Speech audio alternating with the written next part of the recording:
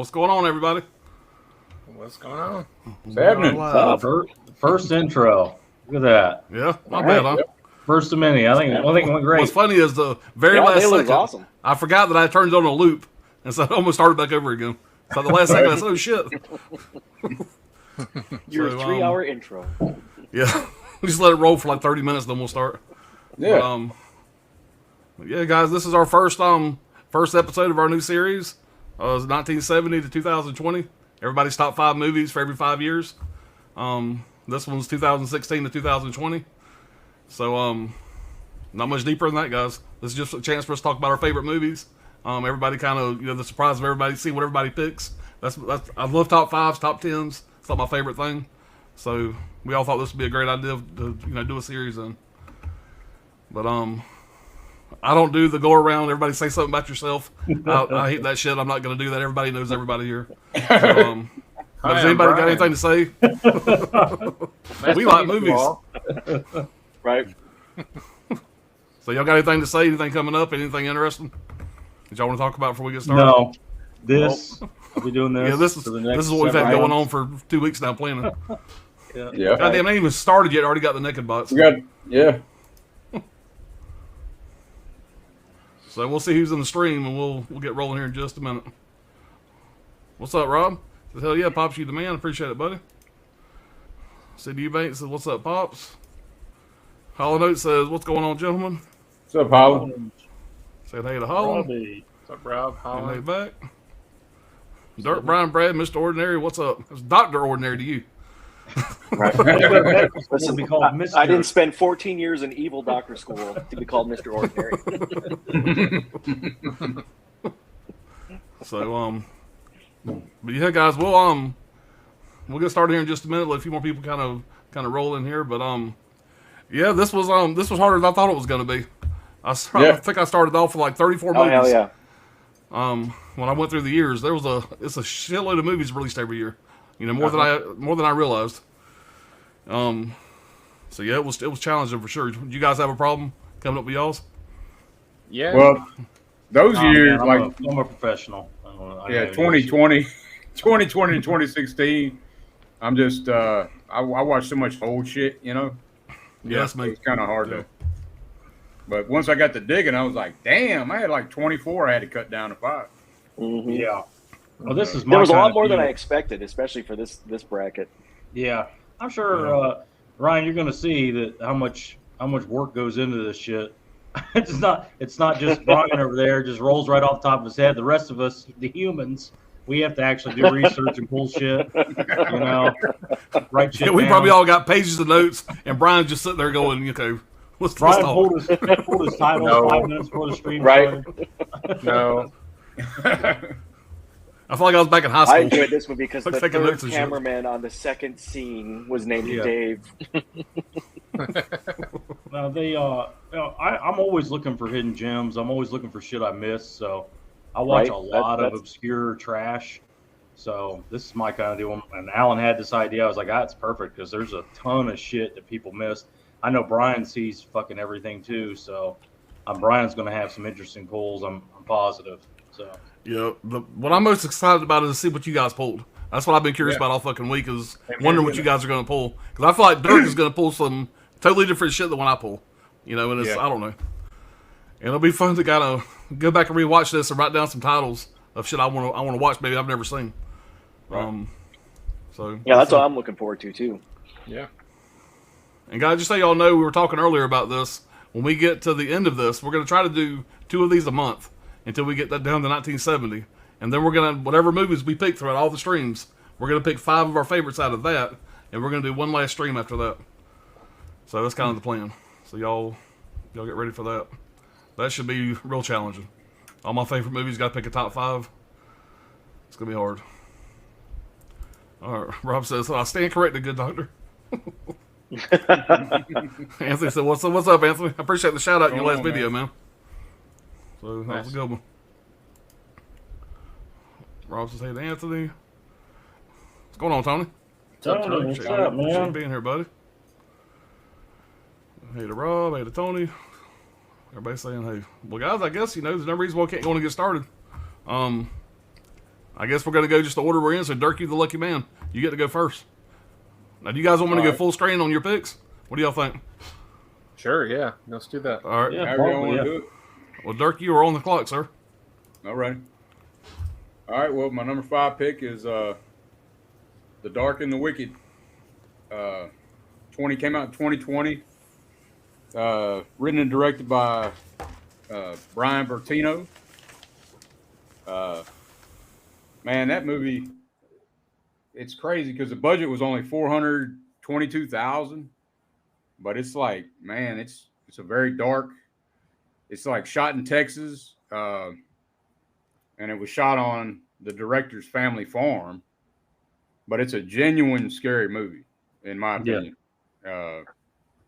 It's the same director that did The Strangers, but I feel like this is a lot better than The Strangers. But dark atmosphere. I mean, one of my favorite lines is in the movie. I'm not spoiling the movie or nothing, but one of the favorite lines is they're non-believers. They don't believe in anything. So he's like, I got to read it. My bad. I can't memorize it, but he says, do you think a wolf cares if you believe he's a wolf if he finds you alone in the woods? And that's what the preacher's saying, or the priest or whatever saying to him. But it's like, it kind of sets the whole tone of the whole movie. It's just, it's a great movie, man. It's, I'll name some of the people that's in it. Louise Straker. Oh, that's the characters. My bad. Yeah. Louis Straker, Michael Straker. Well, my bad, man. Louise Straker is Marin Ireland. She's the daughter. And these and the son is Michael Straker. Let's see. No, I'm screwing that all up, man. I got my notes all screwed up. Damn it. That's We've all got good. Xander Berkeley as the priest. Julie Oliver Touchstone is the mom. And that's something else. The mom's telling them that they shouldn't have came. She tells them that like a lot. in the movie. Her own kids, you know. Yeah. She's telling them they shouldn't have came, and then she keeps telling them to go home, and they're not listening to her. But Yeah. They're I'm there gonna to leave take it at care of they're there to take care of the sick father, if I remember right. yeah. Yeah. But it's a good mix of like supernatural horror with psychological thriller, you know. But that's my number 5 pick, man. And Yeah, that's that's awesome, a hell of a gem too. I think it's Yeah. on Shudder. It's RLJE title, but you can Yeah. get the Blu-ray for next to nothing. You know, pretty much anywhere. It's a good one to pick up if you haven't seen it. right. I haven't seen. I've checked that one out. Yeah. That is a hell of a quote. The Dark and the Wicked. Yeah. Yep. Yeah, that's definitely on my watch list. Let me get my fucking pen out. I'm gonna need it tonight. Right? I was just thinking the same thing. But for it to be, you know, I was tripped out on the budget. I was like, damn, because the cinematography, man, is Oh, it's really it's the killer. wide shots and I watched it in when this stream. It's one of the movies I watched for this stream. I thought it was going to be definitely going to be a contender. yeah. I put it. I mean, it goes with the best of them. It's a scary movie. Genuinely. Yeah. It puts me in mind of that. Did anybody see the Grudge remake that came out Yeah. during this span? Yeah. Oh, yeah. Puts you in mind of that. Real dark, not what you expect, like the Grudge remake to be, but it puts you in mind of that. Real sinister, ominous kind of movie. There's a couple of shots that you got to be paying close attention. But when you see it, it's like, damn, holy shit. And it's like I said, it's on a farm. It's dark as hell. Yeah. Crazy. It's shit. the dark and the wicked for a reason. Yeah. I'll write it down. I'm gonna check it out. Let's go ahead and start it off, Dirk. All right, Dr. Ordinary. What you got for us, buddy? my number 5 pick will probably be the only one that might throw Alan for a loop a little bit because he's probably got the rest of mine pegged down. But it was a movie that came out. It was delayed supposed to be out in 2019, came out in 2020, and it sort of flew under the radar a little bit because of COVID. It was a Blumhouse production that Jason Blum was really proud of, and I don't think it did as well as they expected it to, but it was called The Hunt. Hell yeah. Oh, yeah. It's a great movie. It's like a psychological thriller. It's kind of like got that old idea of, man hunting men, but it's got a lot of really good twists in it. It's a director that, doesn't do, I think the theme of all my picks are, for the most part, directors that aren't really well known. And I don't know, just kind of, I think it's been refreshing to see some like new blood out there, but I don't know, this movie, there's a couple opening scenes that it's been a while since I've sort of been caught off guard by a movie, and this was one of them. Hilary Swank's pretty much the only big name in it that anybody would recognize. Yeah. Pretty low budget for a major flick, but I thought it was fantastic. Oh yeah, The Hunt. Yeah. Now that was The Hunt with the H, right? Just want to check that. Yes. Okay. All right. Yeah. It was actually. I was like, hold on, this ain't the X-rated stream. Hold on. It was one I was looking at. It was one I was looking at. Enunciate. NT. Tentacles. NT. And we actually watched that one in the movie room with the wives when it came out. Yes, we did. Yep. Yeah. It's an That's a good awesome one. satire. I mean, I love that. Oh, movie. yeah. I thought it was great. Yeah, when it started, it's like, holy Yeah, shit, I who's mean- going to be left to be in the movie? Yeah. Right. It's great, man. And what I like Yeah, about that movie is it was great because it does have a lot of, and I don't get into all the political crap, but Yeah. it's in that movie, but it's buried so that it's not in your face about it. Yeah, I just got mine in the mail, Brian. Hell yeah. They don't rub your face in like the undertones of it, but it's there, Yeah. which in a way it makes the movie good. Yeah, both sides get it too. I think both Right, sides exactly, get it. yeah. It's a lot of fun, man. I was totally blown away by it in the theater. I like Ike Barinholtz in there. Yeah. I'll be right back, y'all. All right, man. Betty Gilpin in it. She's awesome in it. Oh yeah. Everything Yep. she does is great in it. Yeah, Emma Roberts with yoga pants. Yeah. So we'll move on to Brad live from the Red Room. Well, And his you've brothel you've done something here. You changed. If you go back to all of us, like is it just my shit that where it's all zoomed in, or Oh, you I don't know if changed the layout. you changed the layout? Okay. All right. Well, my number 5. I'm glad Dirk went to get a drink or whatever because it's Hereditary. I'm here. Number 5. I'm a huge fan of this movie. I saw it in theaters. I'll tell anybody that listens, this is one of the best horror movies ever made. And Hell yeah. there's few movies where I think they're not overrated. This is one that isn't. I don't care. I could see people, really climbing a tower about this movie and going nuts because it is that good. It brings that much, to it. It's Ari Aster movie. He's made 2 movies now. He's going to be making a third. He made Midsommar, and he's going to be making that. He made like a 3-hour movie with Joaquin Phoenix, I guess. That's coming out. But That's gonna be his comedy. yeah, I don't know what the hell it's going to be. It's strange, but this is, to me, it's one of those movies that's infinitely rewatchable because there's so much shit going on in the background that you pick up as you go along. Right. If you're familiar with this movie, it's about, it's almost a folk horror. I mean, it's a blend of genre, supernatural, but there's a lot of things that are getting set up as the movie goes on. And if you follow it closely and on your rewatch, you can see a lot in the background that you didn't notice before. And the main thing I would tell you is Toni Collette, the star. Oh hell yeah. It's a insanely, good performance is not the Oh, word. yeah. An all-time great performance Right. from her. There are some. I do have some cons with it myself, but Toni Collette alone, just seeing her performance is worth it.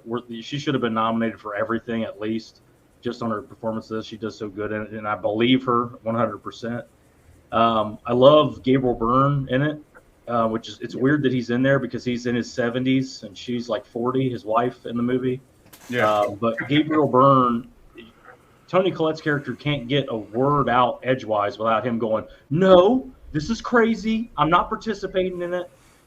Shut up." He's constantly coming down her throat, as a husband would if your wife was saying some insane, crazy, like satanic cult stuff that she's telling him. He's not buying it at all. He's not interested in it, and he goes to the point where he's talking about turning her in, calling the police. He doesn't believe her for one bit.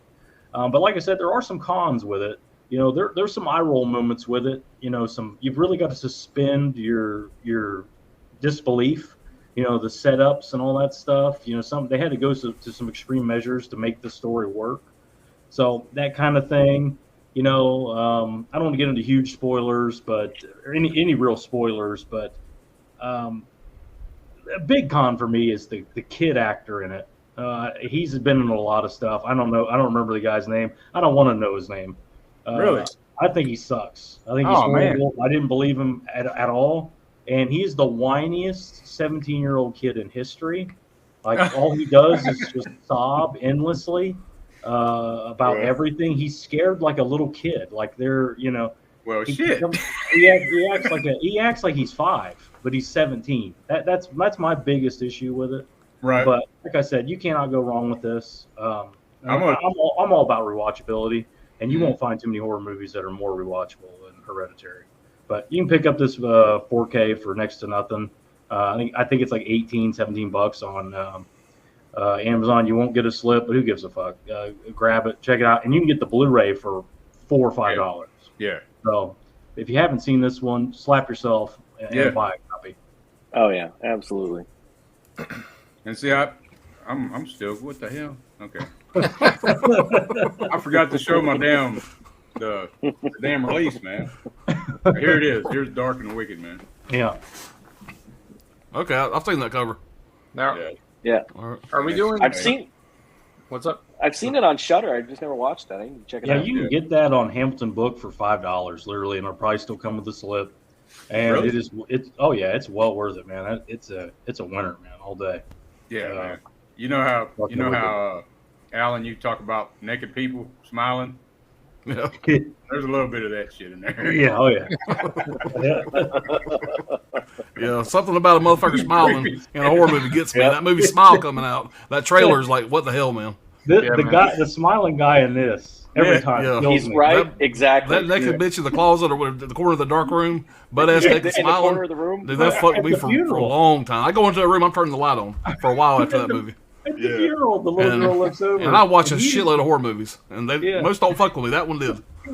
So him grinning at the funeral, man, every time it kills me. And then of course later, same thing happens. But Before we go on though, I think we were starting on the year 2020 and going back from there.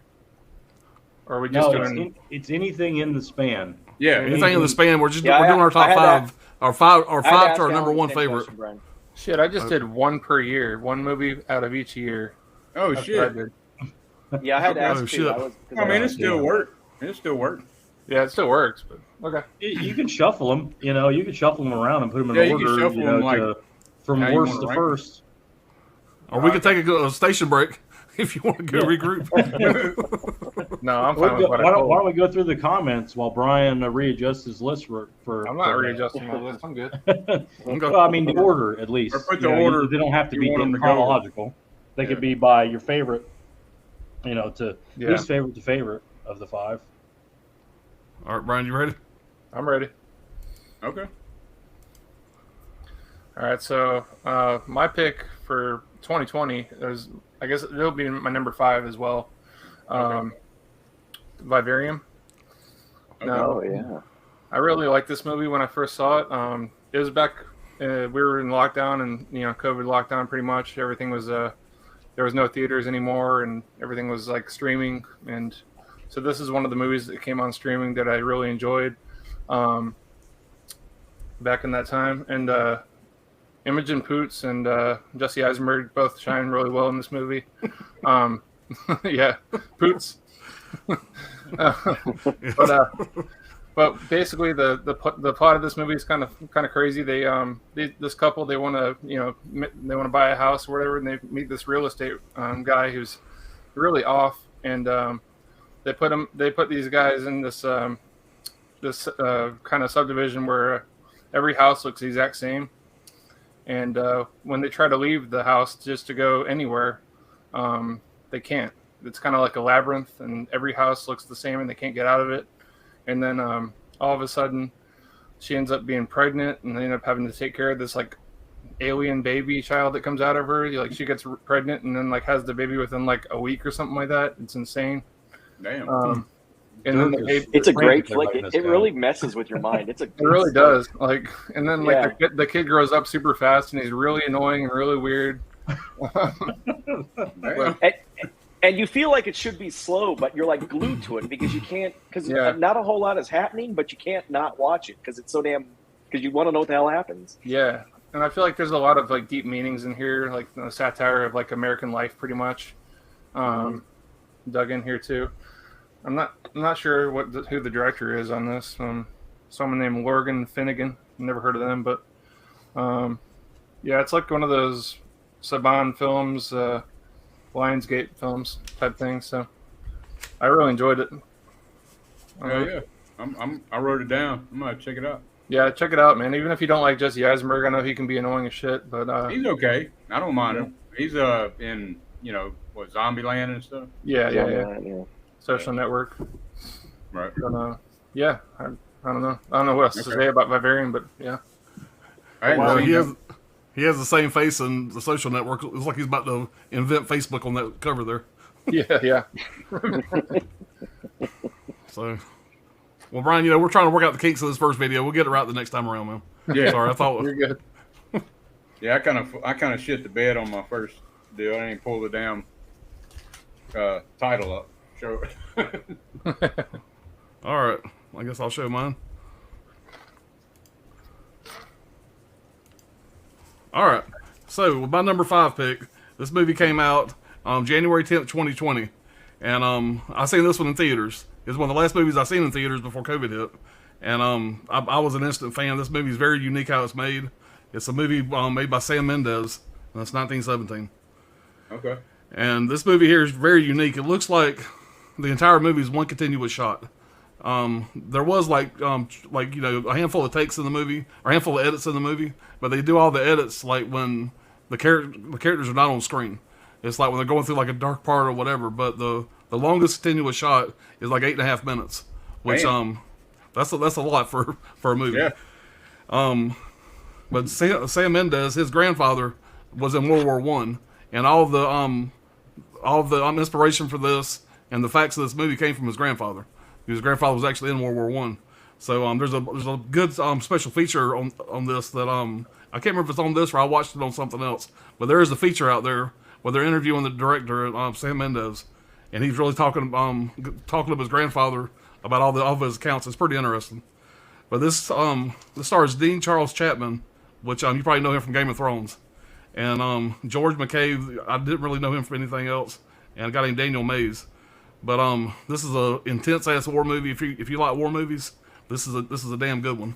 It's one of my favorites. I was an instant fan when I seen this. So that's my number 5 pick. Hell yeah, I'm gonna have to check it out.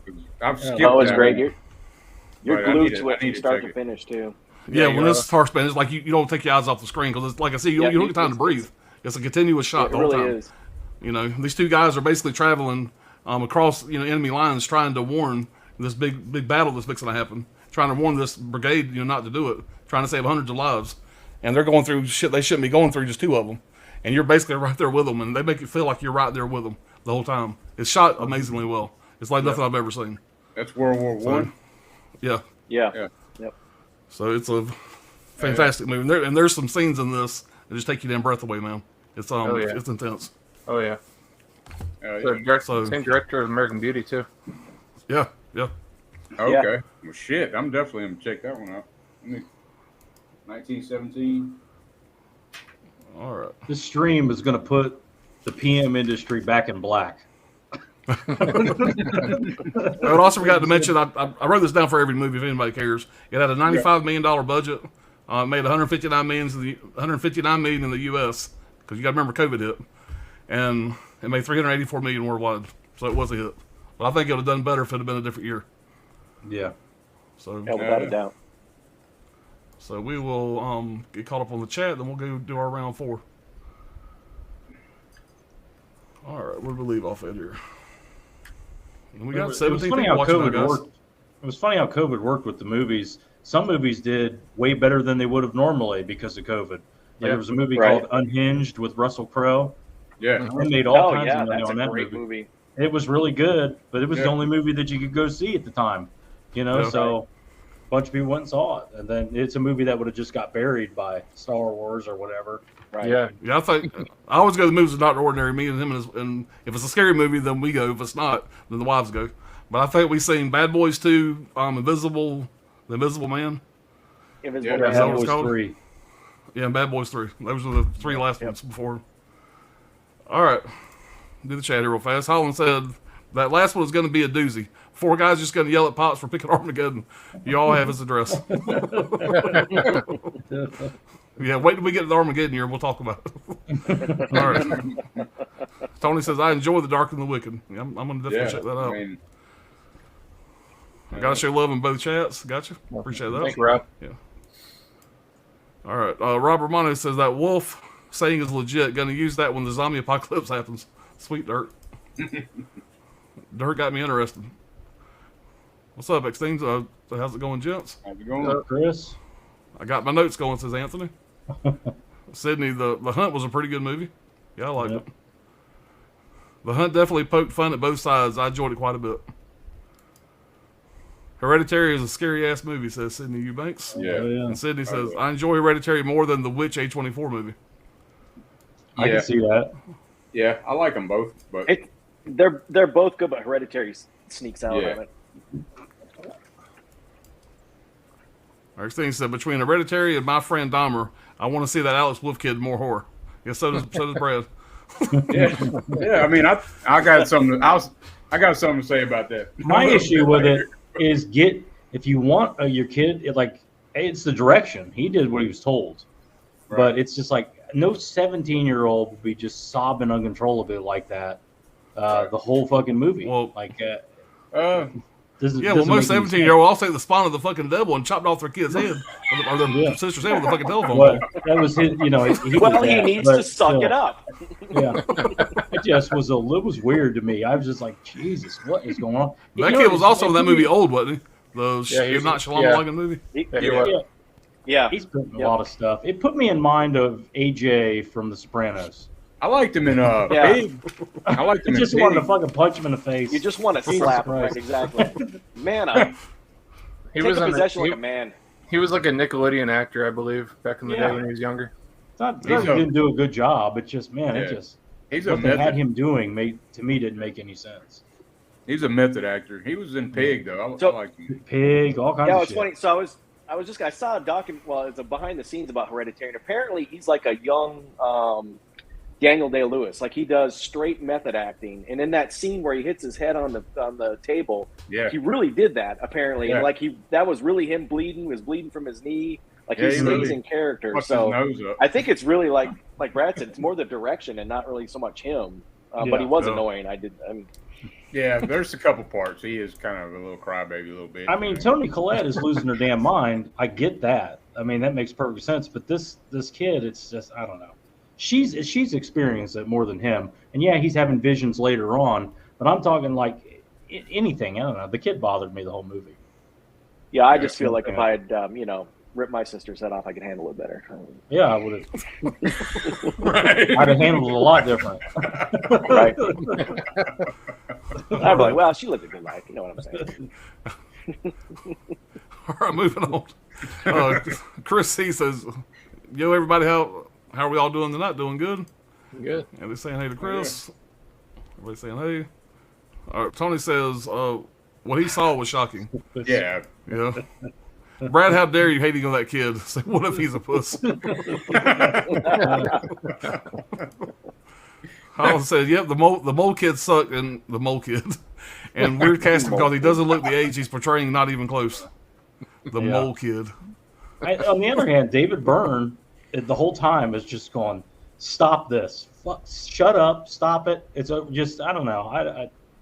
The contrast, all that stuff. We already have somebody going hysteria. Him being so over the top, like upset, I think kind of draws away from Toni Collette, who's actually acting, and a lot more believable, I thought.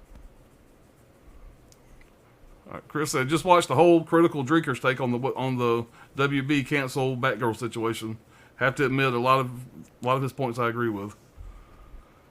Yeah, I haven't watched that yet.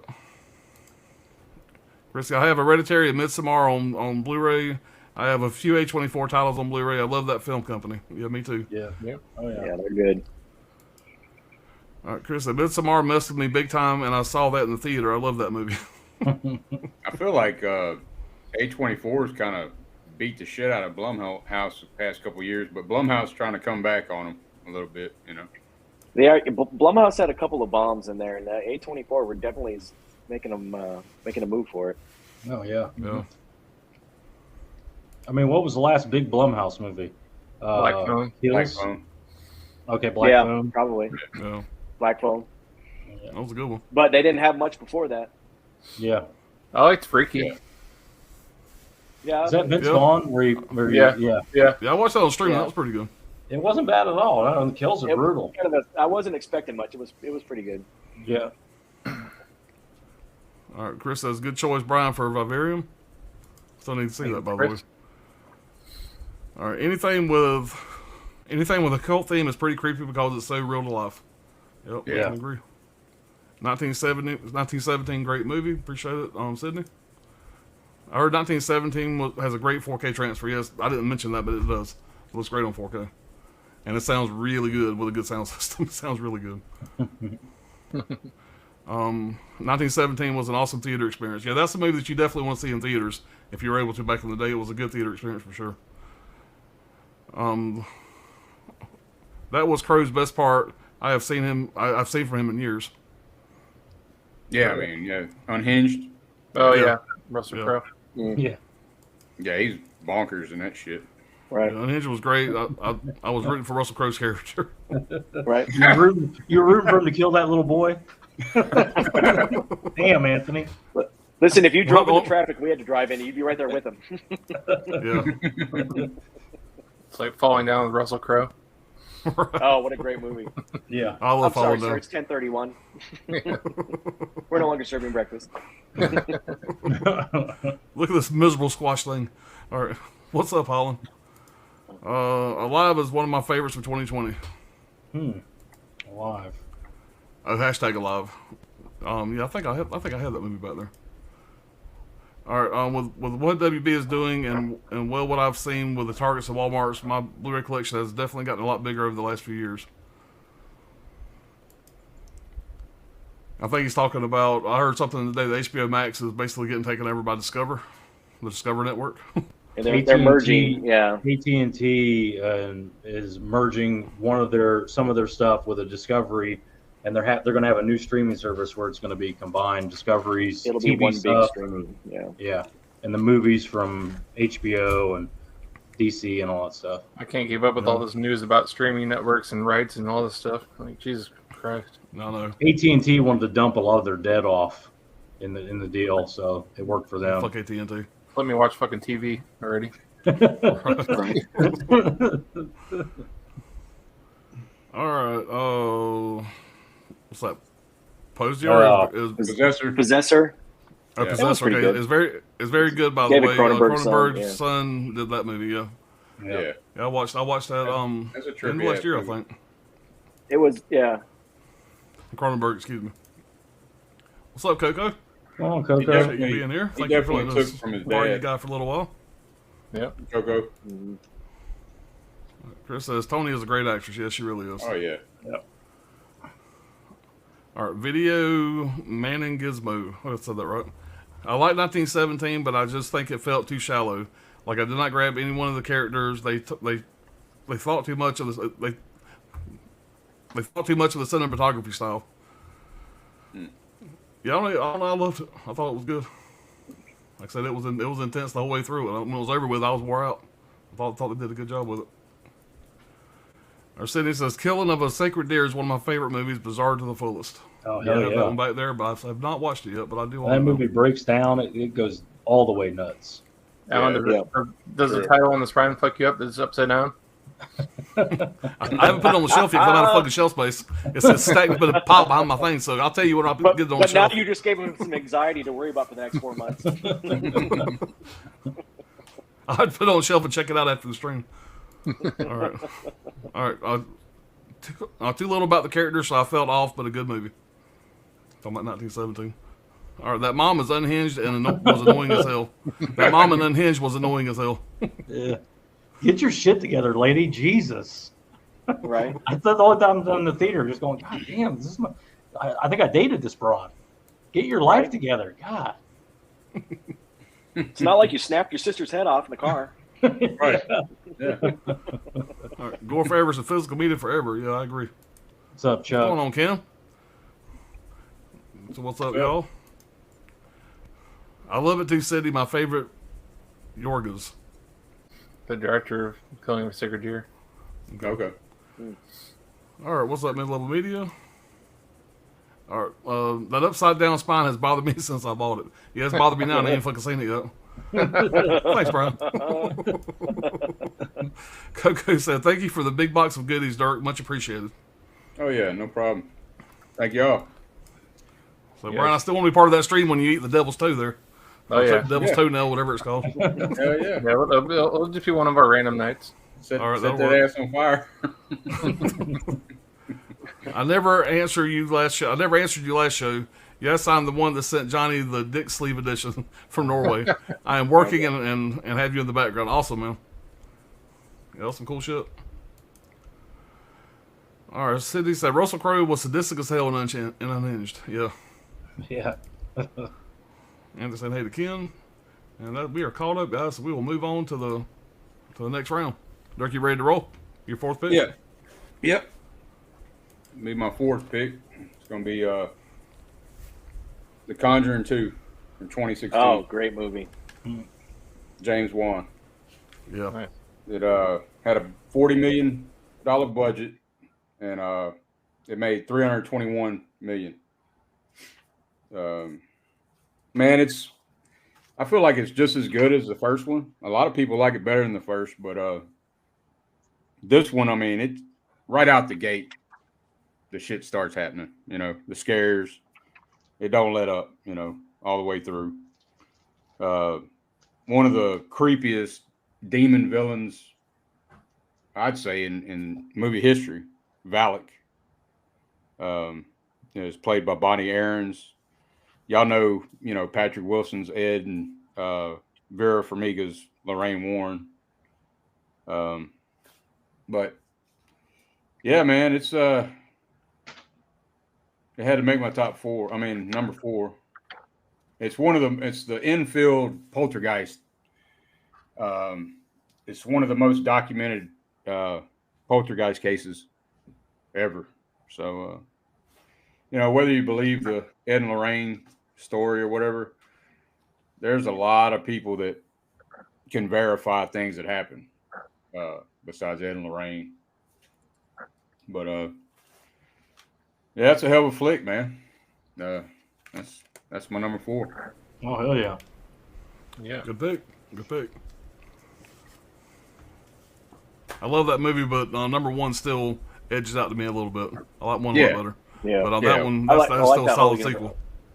I like their whole story too. She that died just recently, not too long ago, last year maybe. Yeah, something like that. Yeah, Yeah, Lorraine yeah. Warren. Yeah, I Yeah. see this guy on YouTube. Have you seen that? He takes care of all their Ed and Lorraine stuff, all the Annabelle doll and all that shit. He could keep it there. And he's on YouTube and shit. The real Annabelle doll is like looks like a Raggedy Ann doll. Yeah, it's a Raggedy Ann, doll. Right. But he's on YouTube if you want to check that shit out. The motherfucker, I hope it's in concrete.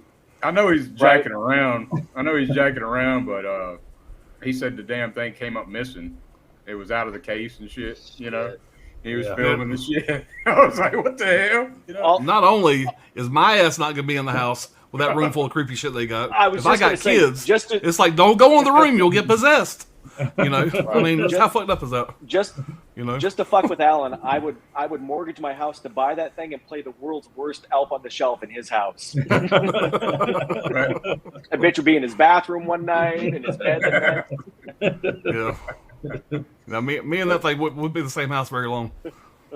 But those shots in that movie, man, it's insane. They had to make that, they had to build that house, and it's everything, sound design, all that shit. But I mean, 40 million, I guess you can do a lot of shit too. Yeah. Right. Yeah, part one made a ton, so they had plenty of money to work with. All right, we will go on to you, Dr. Ordinary.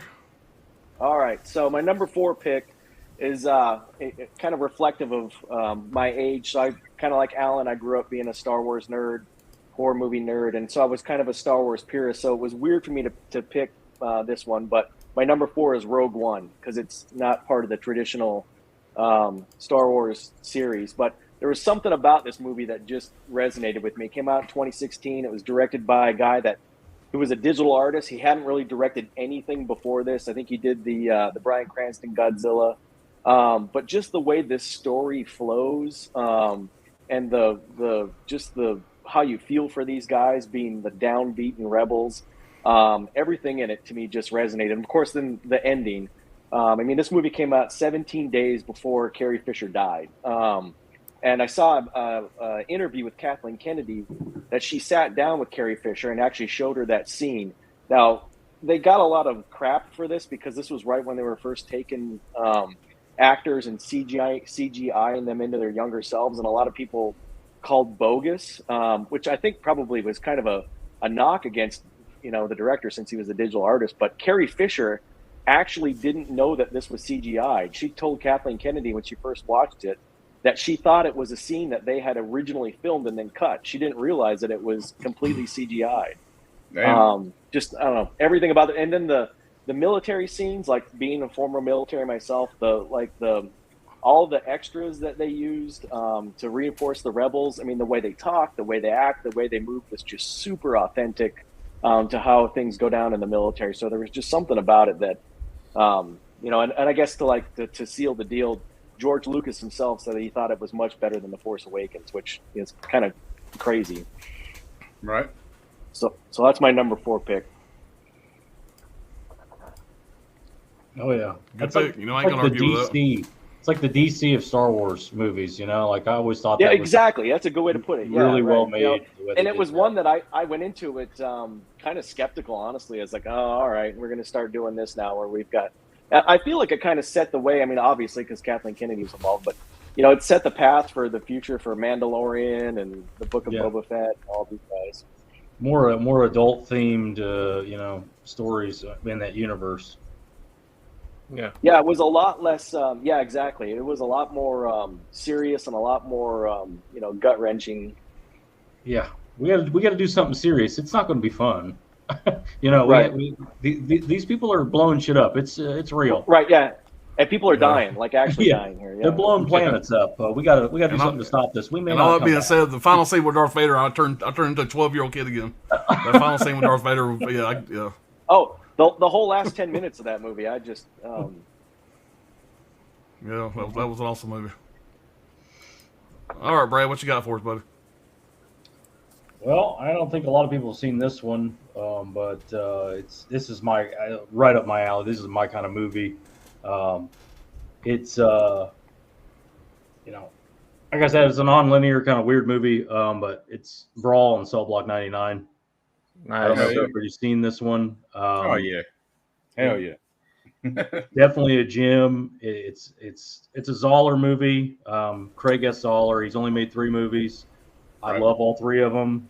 I won't go into those, but it's written and directed by Craig Zoller. He also does the music in all of his movies to save money.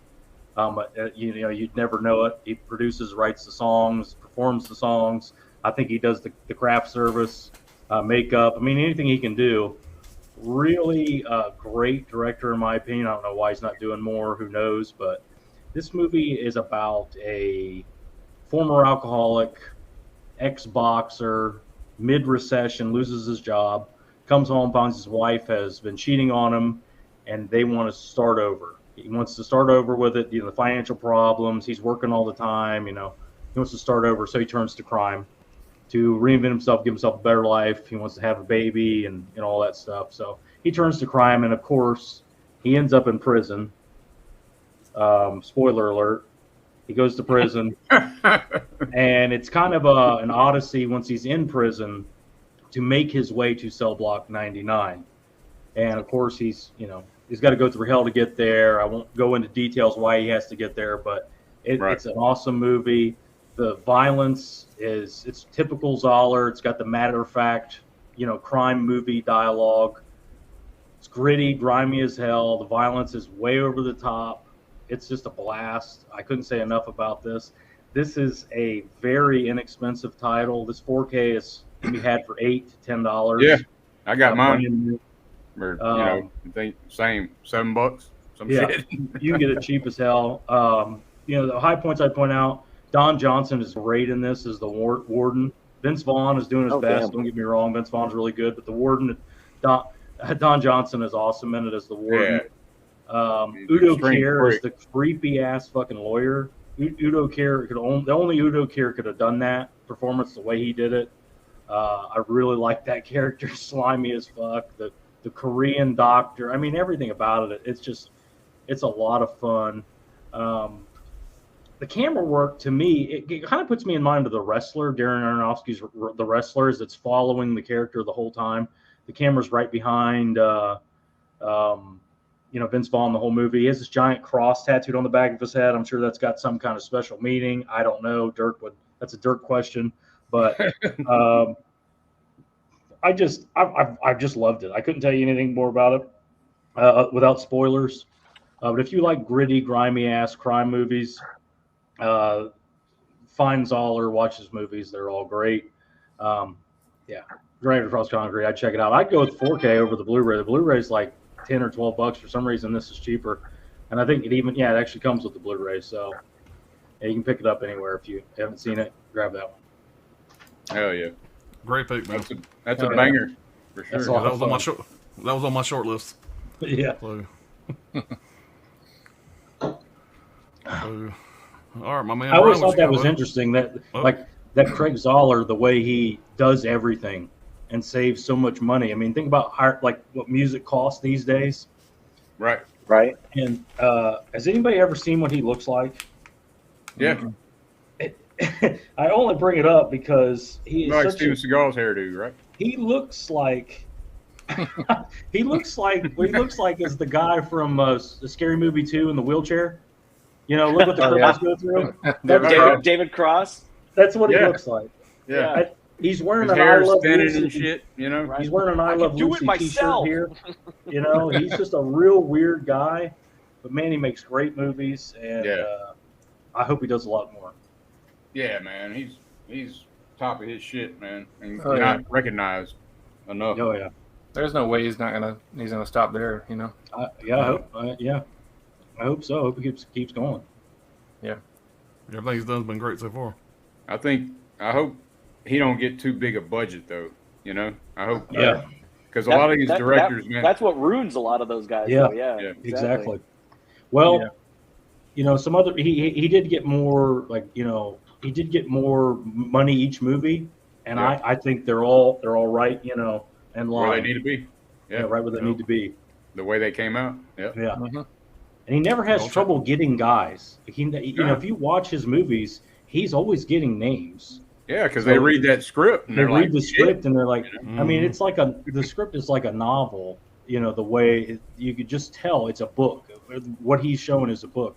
And I watch every interview I can find on the guy. He's got 12, 13 other books he's written, already. So he's not going to stop. He's Tarantino-like in that way, where he's a writer first, and he just happens to be good at everything else too. That's why the dialogue is so good. Yeah, it's killer. Yeah. All right, we'll go on to Brian here and see what he's got for his number 4. All right, guys. So number 4 for me. I'm jumbling my picks up a little bit here. So this is from 2017. This is 3 Billboards outside Ebbing, Missouri.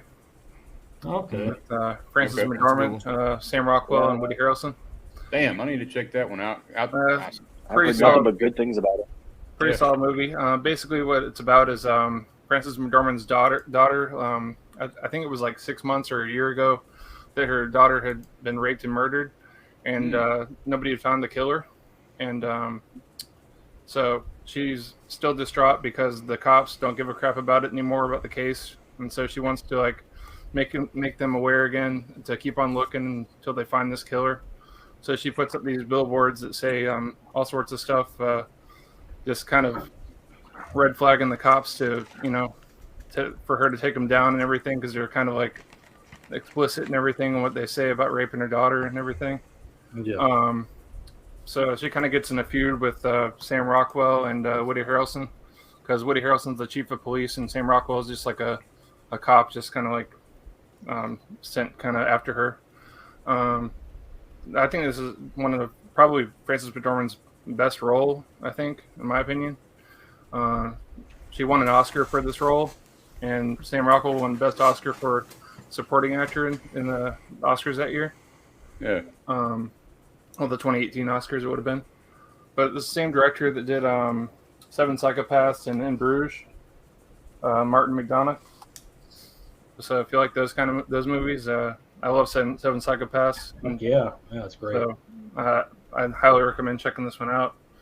Yeah, man, I'm definitely got to check that out, because I seen a trailer for it the other day and I was like, damn, I haven't seen this shit. You know? Yeah, like if you watch the trailer, you might not be like too into it, just thinking about the Well, I just seen the cast and I was like, damn, man, that does interest me. It was nominated for a Best Picture, didn't get it though, but 7 nominations it says on the disc here.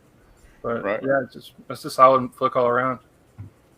Right. And it's directed very well, and just, I don't know, awesome cast. I love all 3 of their performances in this. That's a hell of a slip too, man. I like that slip. Yeah, man. Spot gloss and shit. Yeah. But yeah. Spot gloss with the mat. Hell Yeah. That's a great pick. I seen that in theaters. That was a good movie. Mm-hmm. All right, my number 4 pick. I guess I'll break my screen big, I guess. Make y'all suffer through it. I guess. Watch me now. All right. So this movie here was one of the most unique theater experiences I ever had. Me and my daughter went seeing this in theaters, and anybody else that has seen this in theaters is going to relate to what I'm talking about. Let's just say that we got popcorn and stuff for the movie, and for the first probably 45 minutes, we didn't even touch our popcorn because the theater was so fucking quiet, and that is of course A Quiet Place. Yeah. This movie here blew me away when I first seen it. John Krasinski. He's a hell of a director. I can't wait to see what he does in the future, because he's a hell of a director. Emily Blunt was fantastic in this movie. Man, speaking of Emily Blunt, I read something about her famous scene in the movie, the bathtub scene, when she gives birth in the bathtub, which is intense as shit. Well, she did that entire scene in one take. Damn. And as soon as she got done with that scene, because you've seen how intense she was in that scene, she literally got up out of the bathtub, looked at the crew, and says, "What's for lunch?"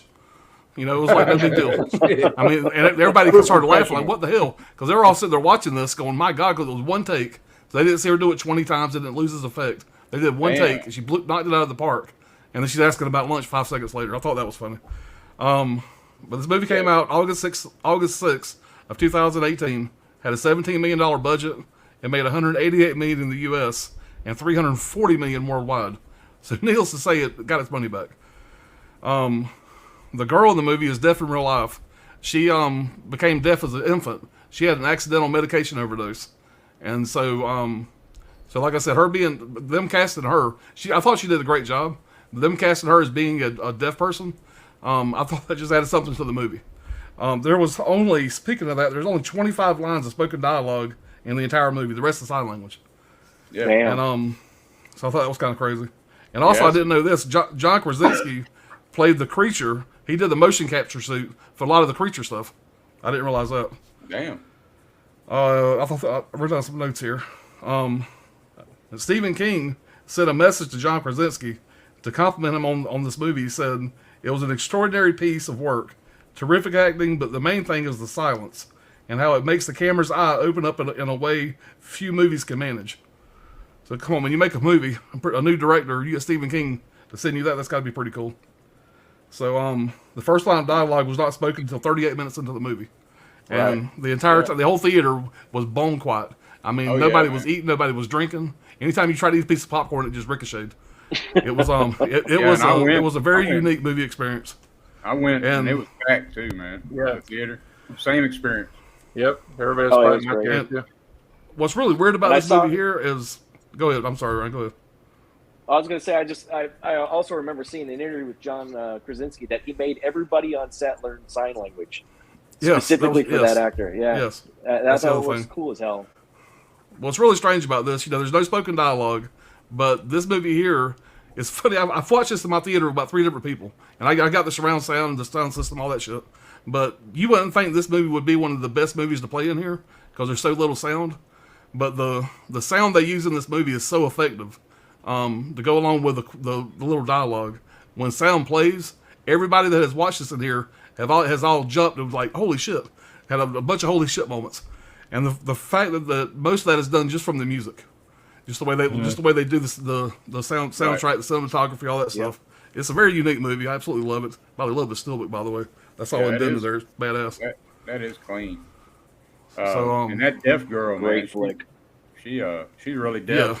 Yeah. The fact they casted her, I mean, she could act. They cast her being a deaf person in a movie like this, man. It was great. I loved everything. And she looks like John Krasinski, so that helps. You know what's funny? I thought the same thing too. I was like, damn, is that really his daughter? That's what I thought. Is it his niece like, or something? But guys, one of my favorite scenes is when they're just in the living room, everybody being quiet. They're playing the board game. They got the little crochet pieces, whatever, and they accidentally knock something over, make a noise. Just that tension, man. It's like, and up to this point, there's been no spoken lines in this movie, so everybody in the theater is just going, and it's just when that creature makes that first loud bang. Oh, it's so great. I love it. So, shoot your pants, spill your popcorn. Did anybody hear the rumors? I mean, there was rampant rumors that this was a tie-in to Cloverfield. Like it was, they send the big monsters to the big... Yeah, exactly, yep. It did make sense, the way they did it. Like the big monsters would be in the big cities, and then they would send these sound monsters into the rural areas to find people. But it never materialized. I'm glad it didn't, though. Yeah. Well, hang on just I don't know how it worked. I got a super chat, guys. Appreciate it, Kim. But if you put J.J. Abrams and John Krasinski together for that would have been fantastic. Oh yeah. Oh yeah. No doubt. So sorry, I didn't mean to cut you guys off there. Our mid-level media is Ken says, shout out to Sing Street, my favorite movie from 16 to 20. Check it out if y'all have never seen it.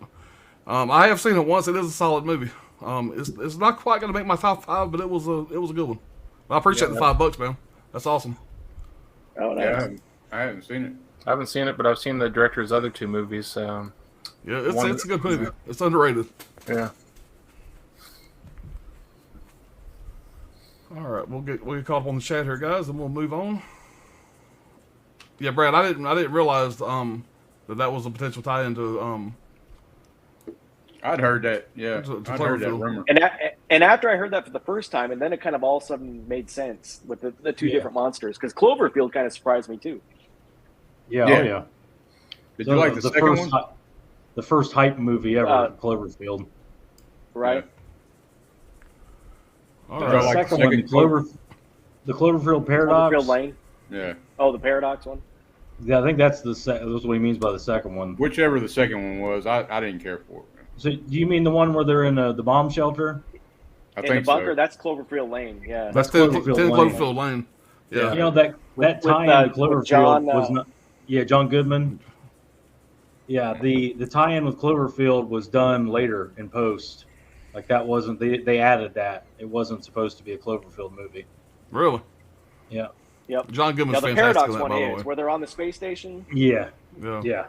I didn't care for that one too much. I didn't either. All right, get caught up in the chat here. Ken says, Conjuring 2, I can't decide between that and the first. Both so good. Yeah. Great universe. Kind of went downhill a little bit with La Llorona and stuff, but still a good universe. And Conjuring 3, well, I was a little disappointed in that one, but it was all right. Yeah. Sydney Eubanks said, The Conjuring 2 was okay. Robert Mono, like 1 and 2 a lot, haven't seen Conjuring 3 yet. Is it any good? Nope. I didn't think. I mean, it was okay. It Takes a big takes a drop. big dive. Yeah. Yeah, not the same director, not James Wan. So. No. All right. Tony said, No, nope, and I would not noticeable. want to take care of anything from Ed and Lorraine's collection. Yeah. Yeah. Yeah. Sydney Eubanks says, one of my favorite is Nobody. Very good action movie. I love the bus scene fight. Oh yeah. Got some naked bots there. Get rid of those. Anthony says the Conjuring 2 was really well done. I love the scene where the little girl was sitting on the couch with a glass of water, and the old man ghost possesses her. Yeah. Yeah. There's some creepy shit in that movie for sure. Tim Talks Talkies. What's up, guys? What's going on, Tim? I like the first one, but the second one has more, and it's like just so much. I mean, it keeps going. Yeah, I agree with you, man. Because I really like the second one. I thought it was well done. Yeah. Mm-hmm. All right, Ken says Dr. Ordinary, classy with that scotch in the background. Yeah, he is. Coming from the fucking Playboy Mansion over there. Let's just say when me and my wife go to this house, my wife usually drives me home. We sit back there and watch movies, and we hit that scotch there. That's usually why on the late night live streams, a lot of times I'm hammered because that scotch you see behind him right there. It's just rusty water, Alan. Oh, yeah, I'm getting too old for that shit. All right, what's up, Mel? What's going on, fellas? Rob says, "Thank you for your service, Dr. Ordinary." Oh man, I appreciate that. Thank you. All right, Mid-Level Media says, "Hey, Mel and Timmy." John Still re-sleeved. Yo, hello. What's up, John? Say hey to John. Hey, Ken and Mel again. Guess they were in another stream together. Dale on Movies. What's up, guys? What's going on, Dale? My Killer Podcast says, I was saying hey to Tim. What's up, Kenny Levels? I almost said time. Almost time. Yeah. So I thought it was time too. It's time. John Still says, what's up, good people? Tim says, dude, Brawl is absolutely fucking brutal. Yeah. That fight scene at the end in the prison. Watch your fucking mouth, Tim. The very end. No, Tim, you're amongst friends, man. Let it go. I like it. That head They all hang out there. that head looks like a watermelon in that last scene. Yeah. Oh, man. Brutal. Little Man. parts, but it's still good. All right. Well, Ken says, I need to watch Rogue One again. It bored me to tears in the theaters, but I feel like I'd appreciate it more now given the shit show ending in the new trilogy. Rob said, what's up, Tim? What's up, Mel? Brawl on Cell Block 99. Good movie. Dude, Brawl is so good. Oh, it's a winner. Hey, Rob. Hope you had a great day. Damn, we got a lot of people out there, guys. Hold on. 100, what's going on, man? Saying hey to y'all. Hey there to Rob. Thanks, Tim. Hope the same to you. This is a really cool series idea, but man, I'm so down for you guys getting into the 80s. Yeah, the 80s are going to be really, really hard for me personally. Yeah, Yep. it's gonna be tough. Same here. That's going to be tough. The 90s. 80s Ken or said- 70s too, you know. 70s too, but the 80s is what I'm exactly. really going to struggle. I'm going to struggle. 70s and 80s is going to be a struggle. You should have heard these bitches for these 5 years. They're fucking acting like they're giving birth over here. Like, God damn it, there's so many it's good movies to pick Yeah, from. I had like I dwindled down to like 34 titles. That's what I had. Yeah. And I'm like, I got I it down can't. to Do If it. it was Fuck it. 35, We're gonna do the top If 34. it was this hard now, it's going to be impossible in the 70s and 80s. Yeah, it's I like was- getting rid of your children, you know. Yeah, I was What was telling it? The best analogy ever. Tell them, Brad. I was telling Alan, and it's like I feel like I'm the lady from the end of The Good Son, you know. Yeah. Two of them hanging over the fucking cliff. You gotta drop And one I'm off. making a decision here. You got to drop Macaulay Culkin, man. Yeah, Right? Oh, hell. but they're both Elijah Wood, you know. I love both right. of them, Crack me so up. I gotta figure it out. Our kid says Bone Tomahawk is a legitimate American classic. Yeah, it is. Yeah. Hell yeah. Very good movie. Yep. Love 3 Billboards. Woody puts on a hell of a performance in it. I've only yeah. seen it the one time. I need to watch it again. I liked it. 10 says also the score is Cater Burrell and it's absolutely fantastic. Sorry if I said that wrong. One of my favorite scores of that year. 3 Billboards is good. France McDormand is a wonderful actress. You know, I liked her in that, but I think her best performance is still going to be Fargo. Fargo. Yeah. Blood Simple, you know. Oh, Blood Simple, yeah, man. Tony says I enjoyed 3 Billboards. Also, I got 4 movies to watch so far. I like her in Almost Famous, too. Oh yeah. Oh, Oh, yeah. yeah. What a great Yeah. movie. Forgot about that. Yeah, when she's talking to the lead singer of that world famous rock band and she brings him to his knees. Yep. It's pretty Right. pretty funny. Anthony says Sam Rockwell is incredible in 3 Billboards. I mean, he's good in everything. What a great character actor. I love him in Green Mile. 10 Tim says, Quiet Place is one of my best theater experiences in my whole life. Yeah, it's definitely my top 5. Absolutely. Sound design, like you were saying, is it's insane. Oh my god, man! Theater, I really didn't know what to expect. I seen the trailer. They played the trailer forever before they finally came out, but I didn't know it was going to be quite like that. And so when I seen it, man, it was, and our theater was packed. That's what made it even better. To have that many people in the theater, and nobody was talking. And it was there's no sound. You know, it was great. Yeah, the visuals keep you interested. I mean, it's. And John Krasinski don't even like horror movies. That's what's exactly really right about it. He'll tell you, I hate horror. I don't like it at all. Yeah, he's good at it. Yeah. City says A Quiet Place is a good movie. And something else I read, by the way, if you notice in the opening scene when they go to the grocery store and they're all quietly walking around the grocery store, all the shelves are barren except for one shelf of potato chips. I didn't notice that, but there's a whole shelf of potato chips that hadn't been touched because nobody wants to rustle the bag and all that shit. I didn't notice that. So I thought that was kind of neat. I love IMDb, by the way. I'm an IMDb whore. I live on that website. All right, Chris C says, I have that on Blu-ray, I heard, and one is better too. Heard the second one. Yeah, probably. Tim says, I also love that y'all are taking time to legitimately go into depth and why you enjoyed the movies. I really dig that. Appreciate it, Tim. Rob says, haven't watched A Quiet Place yet. You guys have piqued my interest now. You can go pick that 4K up for $6. Get it. Blind buy it, Rob. I mean, that's a winner. Yeah, it's worth it, man. Yeah, the bathtub scene is awesome and very terrifying. Yeah.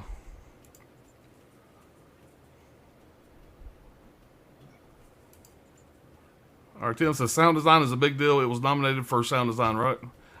I didn't look that up. I should have.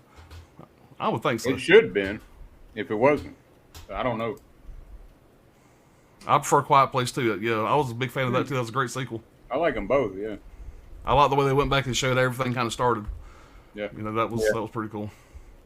All right, Coco says, great pick, Pops. Love this movie. There is now a Quiet Place kind of game of like a hide and seek, ghost of the graveyard where you hide around the house and the it person has a Nerf gun. Brian, you got something you need to tell us, buddy? That sounds like a hell of a time, though. right? I'm gonna go buy me a Nerf gun tomorrow. Coco says, check out the videos online. Pretty funny. I have to do that.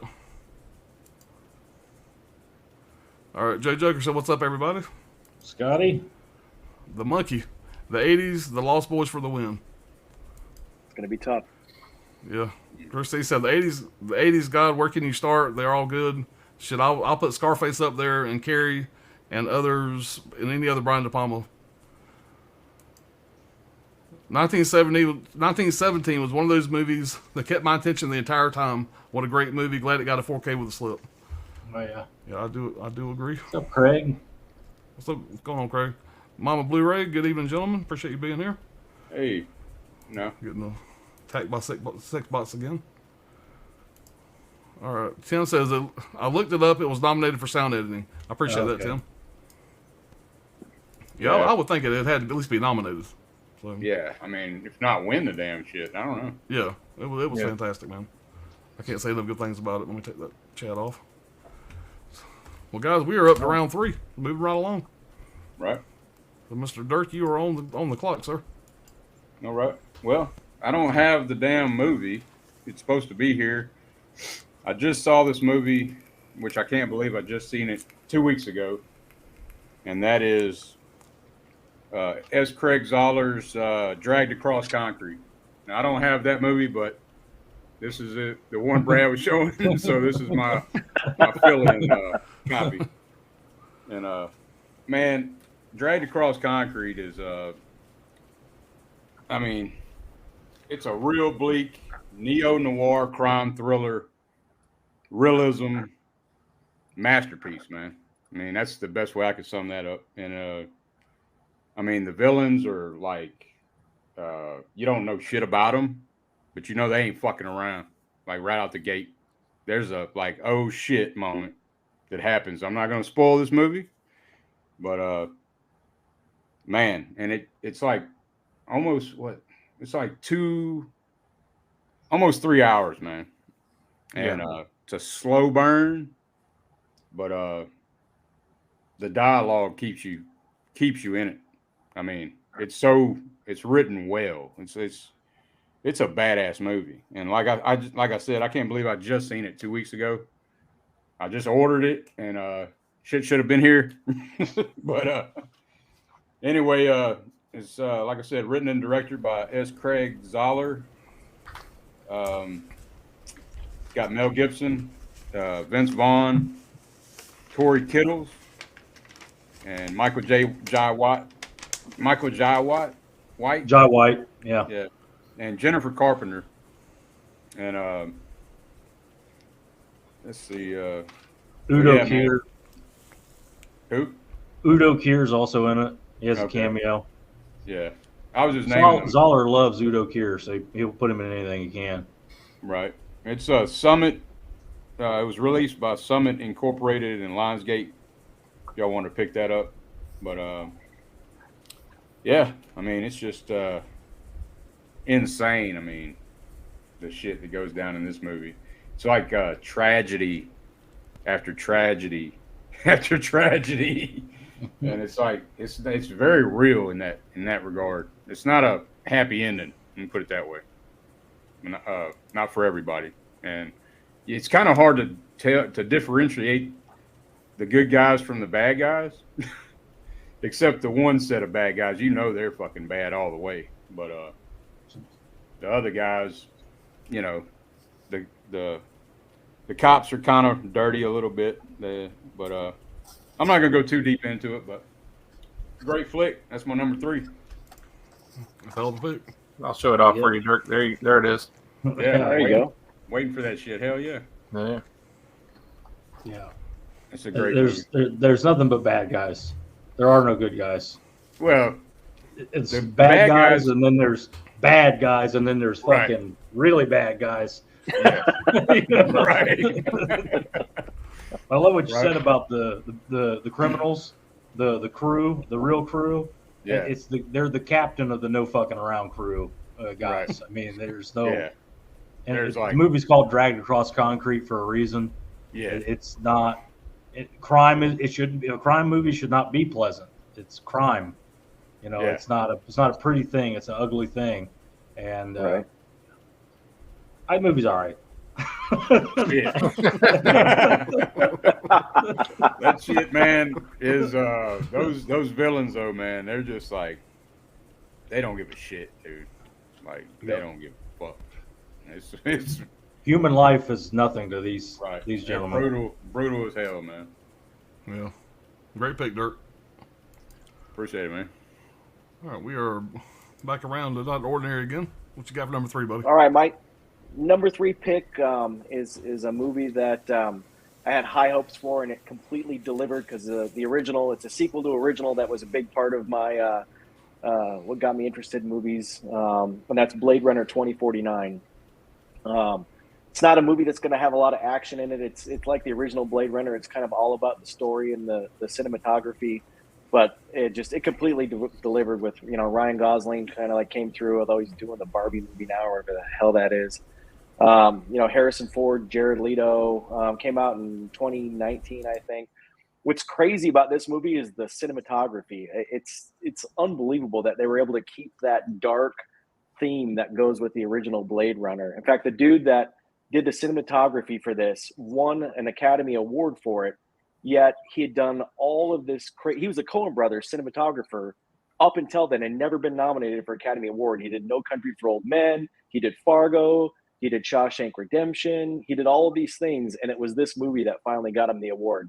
And then he went on to do 1917, which, I mean, if you piece those two together, those long, extensive shots that he does that are just really in-depth are amazing. And so it's a long movie. It's kind of like the original Blade Runner. You've got to kind of be into that genre. And because I know a lot of people consider like Blade Runner sleepers.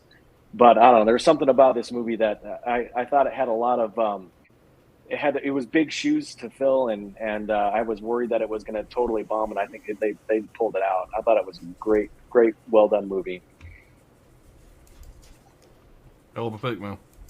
Yeah. That's a great looking 4K. Jesus Christ. It's Yeah, one of the best. I still need to see that. I've seen pieces of it. I just haven't got around to watching the whole thing. I heard a lot of people liked it better than the original. Yeah, I mean, I could go that far. I mean, yeah, the 4K is and the sound. I mean, they did a great job with it. It's a long movie, but if you piece it all together, I thought it was fantastic. yeah. Crime and sci-fi, they have one similarity in them, where a hardcore, like a crime fan, you know, it irritates them when you compare, like, let's just say The Italian Job. You call that a crime movie. It's not a crime movie. You're talking out of your ass. On the other hand, the movie, it's a hardcore sci-fi movie. That's a real serious sci-fi movie. And I really appreciate it. I know sci-fi fans, they loved it, like hardcore sci-fi. Yeah, I mean, if you're a Philip K. Dick fan at all, I mean, it's a true sci-fi movie. It's not and for example, like a great comparison, like as somebody who's a huge Joss Whedon fan, I love Serenity, Firefly, all that. This is true sci-fi.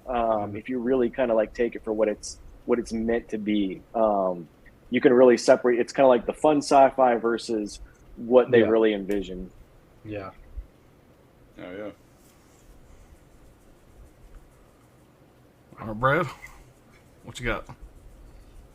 Well, I know for some reason people just haven't seen this movie. I don't know why, but I loved it. I thought it kicked ass, and I couldn't wait to get it. And it's a movie. It's called The Lodge. It came out in good movie. 2019, I believe. Yeah, 2019. Great movie. Yeah, it stars Riley Keough as Grace. She's been in a lot of stuff. Mad Max Fury Road. I think she played one of the wives in that. Comes at Night. You know, she's a good actress. She's actually Elvis's granddaughter, if you didn't know that. A little factoid. But this movie takes place in rural New England, way, you know, in the middle of nowhere. You know, not even power to the house. What it basically is that you have this kind of co-parenting situation that kind of comes to a bad end. You know, Riley Keough, Grace, is the new wife of a writer, and he has 2 kids from a previous marriage. The kids hate her, can't stand her, don't want anything to do with her, but they decide that they're going to spend Christmas. It's this remote vacation, you know, lodge. It's a cabin in the middle of nowhere on a small lake, and to try and, you know, bond and try to get together. Well, the kids from the beginning, they know that this woman she's got a dark medical history, we'll call it that. Her new fiance is a writer, a crime writer, and she was involved in a satanic death cult prior. She grew up, and her father was the leader of the satanic death cult. So she's, you know, basically a heavily medicated former member of a religious death cult, and they're going on a secluded, you know, 100 miles from nowhere vacation in the middle of Christmas. So dead of winter, what could go wrong, kind of thing. So it's a family Christmas movie. Exactly. Yeah. It's a family Christmas movie. It's one of those movies like Hereditary where you can go back and watch this 100 times. You'll notice so much more, especially the second watch. This movie you have to watch twice, in my opinion, because there's so much going on. And when you watch it the first time, you don't really quite get it.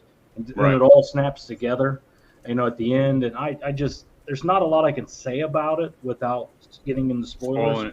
Yeah. But it's a heavy atmospheric isolation, slow burn horror film. Top class. It was extremely well made. This director, I think, has made one movie. That's this, if I remember correctly. Like I said, I just don't. There's not a lot I can really say about it without any kind of spoilers. Just check it out. It's like I said, it takes place in rural New England, but it actually shot 100% in Canada. From it kind of puts you in mind of The Revenant, the visuals. You know, I'd be surprised if there wasn't the same cinematographer or something. But it's shot great. It looks great. The dialogue's great. I mean, everything about it, the story, the way it comes together.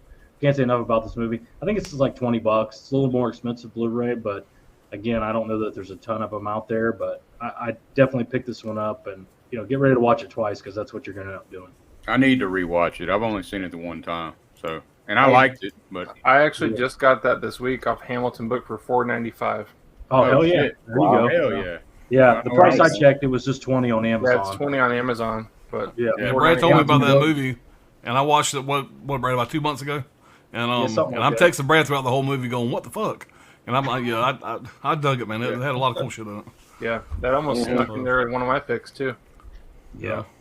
Yeah. Crazy Solid good, pick. crazy underrated and overlooked. Yeah. I don't know what it went Right. against, but that Riley Keough, great actor, a great actress, and she plays one of the thing that I wanted to get across is the story builds to meeting this Grace character. The kids hate her. They're finding out stuff they learn about her death cult past and all that stuff. She's the only survivor of a death cult. You learn this very early in the movie. Yeah. Suicide cult, religious cult. And she's the only survivor. She fucked up taking the drink or whatever. I don't remember exactly the details with that, but she lived through it. And the kids find out all about this stuff. And it keeps building to them meeting her finally, getting to see her. And they're showing her through like a fogged up window, and all this stuff. You're expecting like Wednesday Addams meets Damien, Yeah. and it's just this chick in Ugg boots and fucking yoga pants with a little dog. It's not Satan herself. It's just a regular girl. The way they built that, it was really well made, really well done. It was like one of the first movies Coco and I saw in theaters, and we were like, "What the fuck?" When we Yeah. that Alicia Silverstone as the mom in the beginning. Oh my Oh, god! I'm not gonna. Oh, spoil it, yeah. but Jesus. Definitely You know what you're in good. for there in the open shot. It grabbed my interest pretty quick. Yeah. We left the theater. We were like, "That was fucking dark." Yeah. Yeah. The way it leaves you. Yeah. Yeah. And that great movie for the wintertime, man. Oh yeah. And Right. actually, in the movie, this is another interesting thing. In the movie, they're watching. The dad gets called away for a work emergency. They're watching a movie together in the cabin. It's snowing like crazy. They're watching The Thing. So Yeah. I got to Check go it out. back because I watched it when it first came out. I need to go back and watch it again. yeah, that's a good one, man. Yeah. I liked it. Get it for $5 in Hamilton while it's there. Yeah, Hamilton. While it's there, get it. Yep. All right, Brian, you up, buddy? This is going to be a duplicate, the first time duplicate. My third pick is Hereditary. Damn it. Look at that slip, you bastard. Yeah, you want it? I mean, I can't really say much else that Brad hasn't said about this movie. I do like the kid that he thinks is annoying in here. I think Yeah, he's I a do pretty too. good actor. Yeah. Actually, when he slams his face on that desk, I was reading in the trivia or whatever on IMDb, he broke his jaw. Right. That, in that scene, he actually broke his jaw that had been a previous injury that he's had dealt with earlier in life, I guess. So that was pretty intense. Yeah. He also he had to be referred to as Peter the whole time through the movie. Yeah. I mean, Yeah. on set. He you know. he refused to get out of character. Yeah, and apparently Toni Collette told her agent that she didn't want to do any more horror movies until she read the script for this, and then she signed up immediately for it. So that's Right. cool to read too. Yeah, I like Midsommar a lot, but this is still my favorite Ari Aster movie. Yeah. Yeah. Can't wait for his new one to come out Oh yeah. with Joaquin Phoenix. But the little girl in this movie is so creepy too. Like she Yeah. just looks creepy. I don't know. Yeah. Yeah.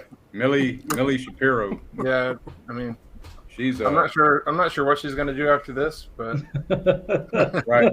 I mean, she could have a career in horror though. we could, yeah. For sure. Well, yeah, she's got a straight Carol Ann thing going on for sure. Yeah. Yeah, but she looks like she could be Toni Collette's daughter too. So Yeah.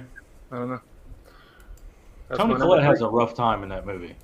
A lot of Yeah. stuff going on. Yeah, she does. You feel for her in that one. Yeah. Yeah. When she goes Well- and she goes to like a grief counseling session. Oh yeah. Everybody's kind of telling these stories and whatnot, and she's just going on and on about her life. Everybody else is just like, God damn, my problems ain't shit. Yeah. right? I'm out. I'm good. I'm good. Thanks. Yeah. I'm cured. Yeah, at first about she wasn't that gonna say nothing too, you know. Yeah. Then she's like, "Oh, well, let me get this shit out of here." Right. At least I'm not you. Yeah. All right, get my number 3 pick. Now, this is one that I knew that nobody else was going to pick. God damn it. Oh shit! My 3rd pick is it's Hereditary. But I would like to say that me and Brian had the slip. I'm Yeah. sure off the slip there. Yeah. Yeah. And Well, what else can Tony- I say? I mean, Tony, these if guys you're have in the covered it. chat, help me out. Tony, if you're in the chat. I bought it when it first came out. So, I mean, these guys have covered it. Of course, I always mention the naked smiling man in the corner. Go back and watch it again, see what I'm talking about. It's terrifying as hell. I do have one note that they hadn't mentioned yet. This was the 4th A24 movie to get a wide release. The first 3 was The Witch, Free Fire, and It Comes at Night. And this, Right. out of that group, this is definitely the best one. I think And I this is think my that favorite A24. So, that was the first By far. A24 Oh, by to far, get a yeah. 4K. That was the very first Yeah. one. yes. And yes. then the witch got a 4K after that. So Right. So that speaks volumes. Right. Yeah, this movie. I mean, what can I say about it? These guys ain't already said. It's fantastic. It had a $10 million budget. It made $44 million in the U.S., $80 million worldwide. Yeah. So yeah, and Brad, I did not realize Gabriel Byrne was so much older than Tony Collette. So that was interesting. So Yeah. Yeah, he's quite a bit older. I seen Brad show it. I was shit. I seen Brian show it. I said, well, okay, what else can I say? I ain't taking it out of my top 5. This is one of my favorite movies. So it's staying where it was. Killer. But love that movie. Right. So sorry if that wasn't exciting for you guys in the chat. We're all showing the same movie, but that just goes to say how good it is. You know, it's gonna happen. Right. Shows I was how gonna say, good it just is. talk about a testament to it, though. Yeah. Exactly. All right, we called it real fast, guys. We ain't too far behind on the chat, so. All right, the monkey says, "Please make the sex bots go away." I would if I could. I'm trying to stay on top of them. Craig says, "What's up, fellas? Got some spoof cover videos. Awesome. Come out in a couple weeks with Tommy Starr. Those are great, man. Yeah, Look man. forward to that." You're in Minnesota now, Craig? I think Tommy said it was 1st of August. You guys are going to be getting together, so that'll be cool, man. Those spoof covers videos, if you haven't seen them, they're fucking hilarious. Yeah, they are. Yeah. These 2 grown men are obsessed with Home Alone. I don't know what it is. They watch Home Alone every year. They love it. I get it. It's a great John Hughes movie, but they turn every skit into a Home Alone skit. It's hilarious. Yeah. I'm not giving it any justice. Just go find Tommy Starr's channel. Look at their spoof covers videos. They're fucking hilarious. Yeah. Check it Yeah, out. they're a lot of fun. All right, Joe Joker said, "Dragged Across Concrete is an incredible modern film, a very entertaining slow burn for sure." Yeah. Oh, But yeah. keeps you in it. You know, it's not boring by any Yeah. I mean, stretch of the again, imagination. It's real hardcore crime movie. It doesn't all happen boom, boom, boom, boom, boom like that. There's going to be More lulls realistic. in between. There's planning, and all this other stuff that goes into it. So check that one out. I think it's $8 on Amazon. Cindy says, "Dragged Across Concrete is great." Anthony says, "Hey Mama Blu-ray." Cindy says, "One of my favorite movies is Let Him Go." Diane Lane and Kevin Costner. That is a good movie. Very remember oh sexy yeah, movie. that It's is a good good one. movie. Yeah, I forgot about that one. You know? Yep. Anthony's Horror More says, "I love Blade Runner 2049. I saw it 3 times in theaters." Yeah, I need to check it out, man, because I've seen clips of it, and what I saw was Yeah. I just didn't have time to watch it that day, but it looked great from what I saw. Callow Daly Yeah. says, "Salute." What's going on, Callow? Hey, what's up, Cal? That movie sounds great. Got to pick it up. I think she's talking about The Lodge. That's when that popped up. Oh yeah. Emily Santos. Hi, guys. What's up? Well, I'm going for a random question with y'all, if you don't mind. What means fellas and folks in English? I'm curious. I don't know, like Friends. friends. People, yeah. Yeah. Well, me and the fellas are going to get a drink. Me and my buddies. Me and my friends. Yeah. You know. So Take you down to the old folks' home and Folks is maybe more inclusive. Yeah, I don't know. sometimes people say my folks when they're talking about their mom and dad. yeah. Yeah. So, Yeah, folks could be There you go. parents. Yeah. Yeah, good point. All right. Chris C says, any of y'all see Upgrade? Yes, I Oh, love yeah. Upgrade. Great movie. Yep. Love Upgrade. Mm-hmm. Craig says he'll be in Minnesota on the 18th. Okay. There's Tommy Star. What's going on, buddy? Come on, Just talking Tom. about you. Hey, man. Craig Lee said, Tommy the porn star.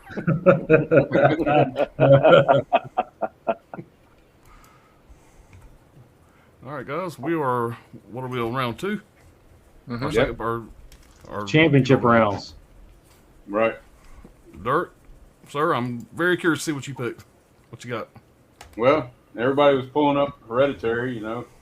So, you know, I had to pull out Midsommar. And, yeah, man, this is a pretty cool release, you know. We've got Martin Scorsese in here talking a little bit about it. Is that the full Bush edition? Yeah, man. You wanna see some of- Let's see. I'll show you some of this stuff. Let's see if I can.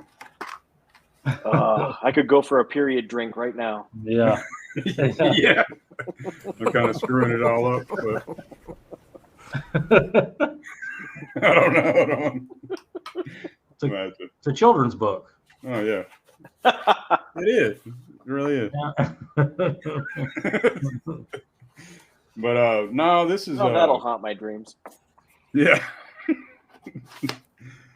This is a film. It came out in 2018. Ari Aster wrote and directed it. It's a supernatural. No, it ain't. I'm tripping, man. I'm tripping. It is the best cult film that I know of, and that's saying a lot. Like The Wicker Man has been probably the top cult film ever, but I think this knocks it out. Really? In my opinion. It's got Florence Pugh, which is Danny in the film. Christian is her boyfriend. Jack Reiner. Pele is the Swedish guy that gets them all to go to Sweden with him. Wilhelm Blomgren. Josh is one of the friends. He's doing his thesis on, I guess, different cultures, Scandinavia, all kind of, I don't know. Anyway, it deals with grief and breakup. Let's see. If you look at the paintings on the walls, it tells you the whole damn story, like right at the beginning of the movie. I'm not sure if it does on the regular cut, but the director's cut, the very beginning of the movie's got all these murals and these paintings, and the whole damn story's right there. When they're sitting on the couch talking, yeah. Right, and paintings, yeah. You keep seeing a bear and stuff like it's crazy, man. But anyway, yeah, it takes multiple watches, like Brad was saying about The Lodge, to fully appreciate this movie. And it's real heavy on codependency too. Like the character Danny. I'm not going to spoil nothing, you know. I mean, it'll tell you right out the gate what happens but Ari Aster called it a dark contemporary fairy tale. He said, look at the walls. It's prophetic detail. It's very bright, opposite of Hereditary. So when you watch Hereditary, it's such a dark film, and then it's just showing you his range of what he can do as well, you know. And the acting is excellent. A lot of people shit on this movie. It's long, you know, and the director's cut's even longer. It's got an extra 20 minutes. Yeah. But and also he said, I just hope people are transported, moved, and confused. So, but anyway, yeah, I love this movie, man. This is my number 2 pick, Midsommar. Hell of a release too. Yeah, and like I said, it takes multiple watches. You'll see shit in the background you don't see and you can't be distracted if, when you're watching either one of his films. You can't be distracted. So that's my number 2. Great pick, man. Great movie. Yeah. What a great pick. Appreciate it. So, I know I made Alan tell this story before, but Alan, my wife, he went and saw Midsommar, and Yeah. I had no idea what to expect. Having seen Hereditary, I knew it was going to be good, but no idea. And it was a weeknight, so nobody was in the theater except for maybe 10 of us. My wife and I are glued to the screen watching this movie, having no clue really what's going on. And then I got to the scene with the old people, and they get up on the cliff. And right at the end of that, we both look at each other like, "Oh my God!" We look over at Alan. The only people in the theater. I had hurt my shoulder, and I was heavily medicated and drank about 6 doubles at the bar on top of some pain pills. My shoulder was killing me. And I think I see the opening credits, and I zonked out. And I woke up when they had all the full bush, when all the women were butt naked with all the bush. What the fuck are y'all watching? That's the first thing I said when I woke up. Yep. You said it straight out loud in the theater. I didn't really see that movie until I bought the 4K. Yeah. Or Blu-ray. I think Blu-ray. Was that the Yeah. Yeah. So what the fuck are y'all watching? Yeah. Yeah. I can imagine waking up seeing that shit. But, yeah, I didn't really remember much about it the first go around, other than that scene. It's really well drawn too. You know, they got these super naive, college kids, safe space kids that don't want to offend anybody.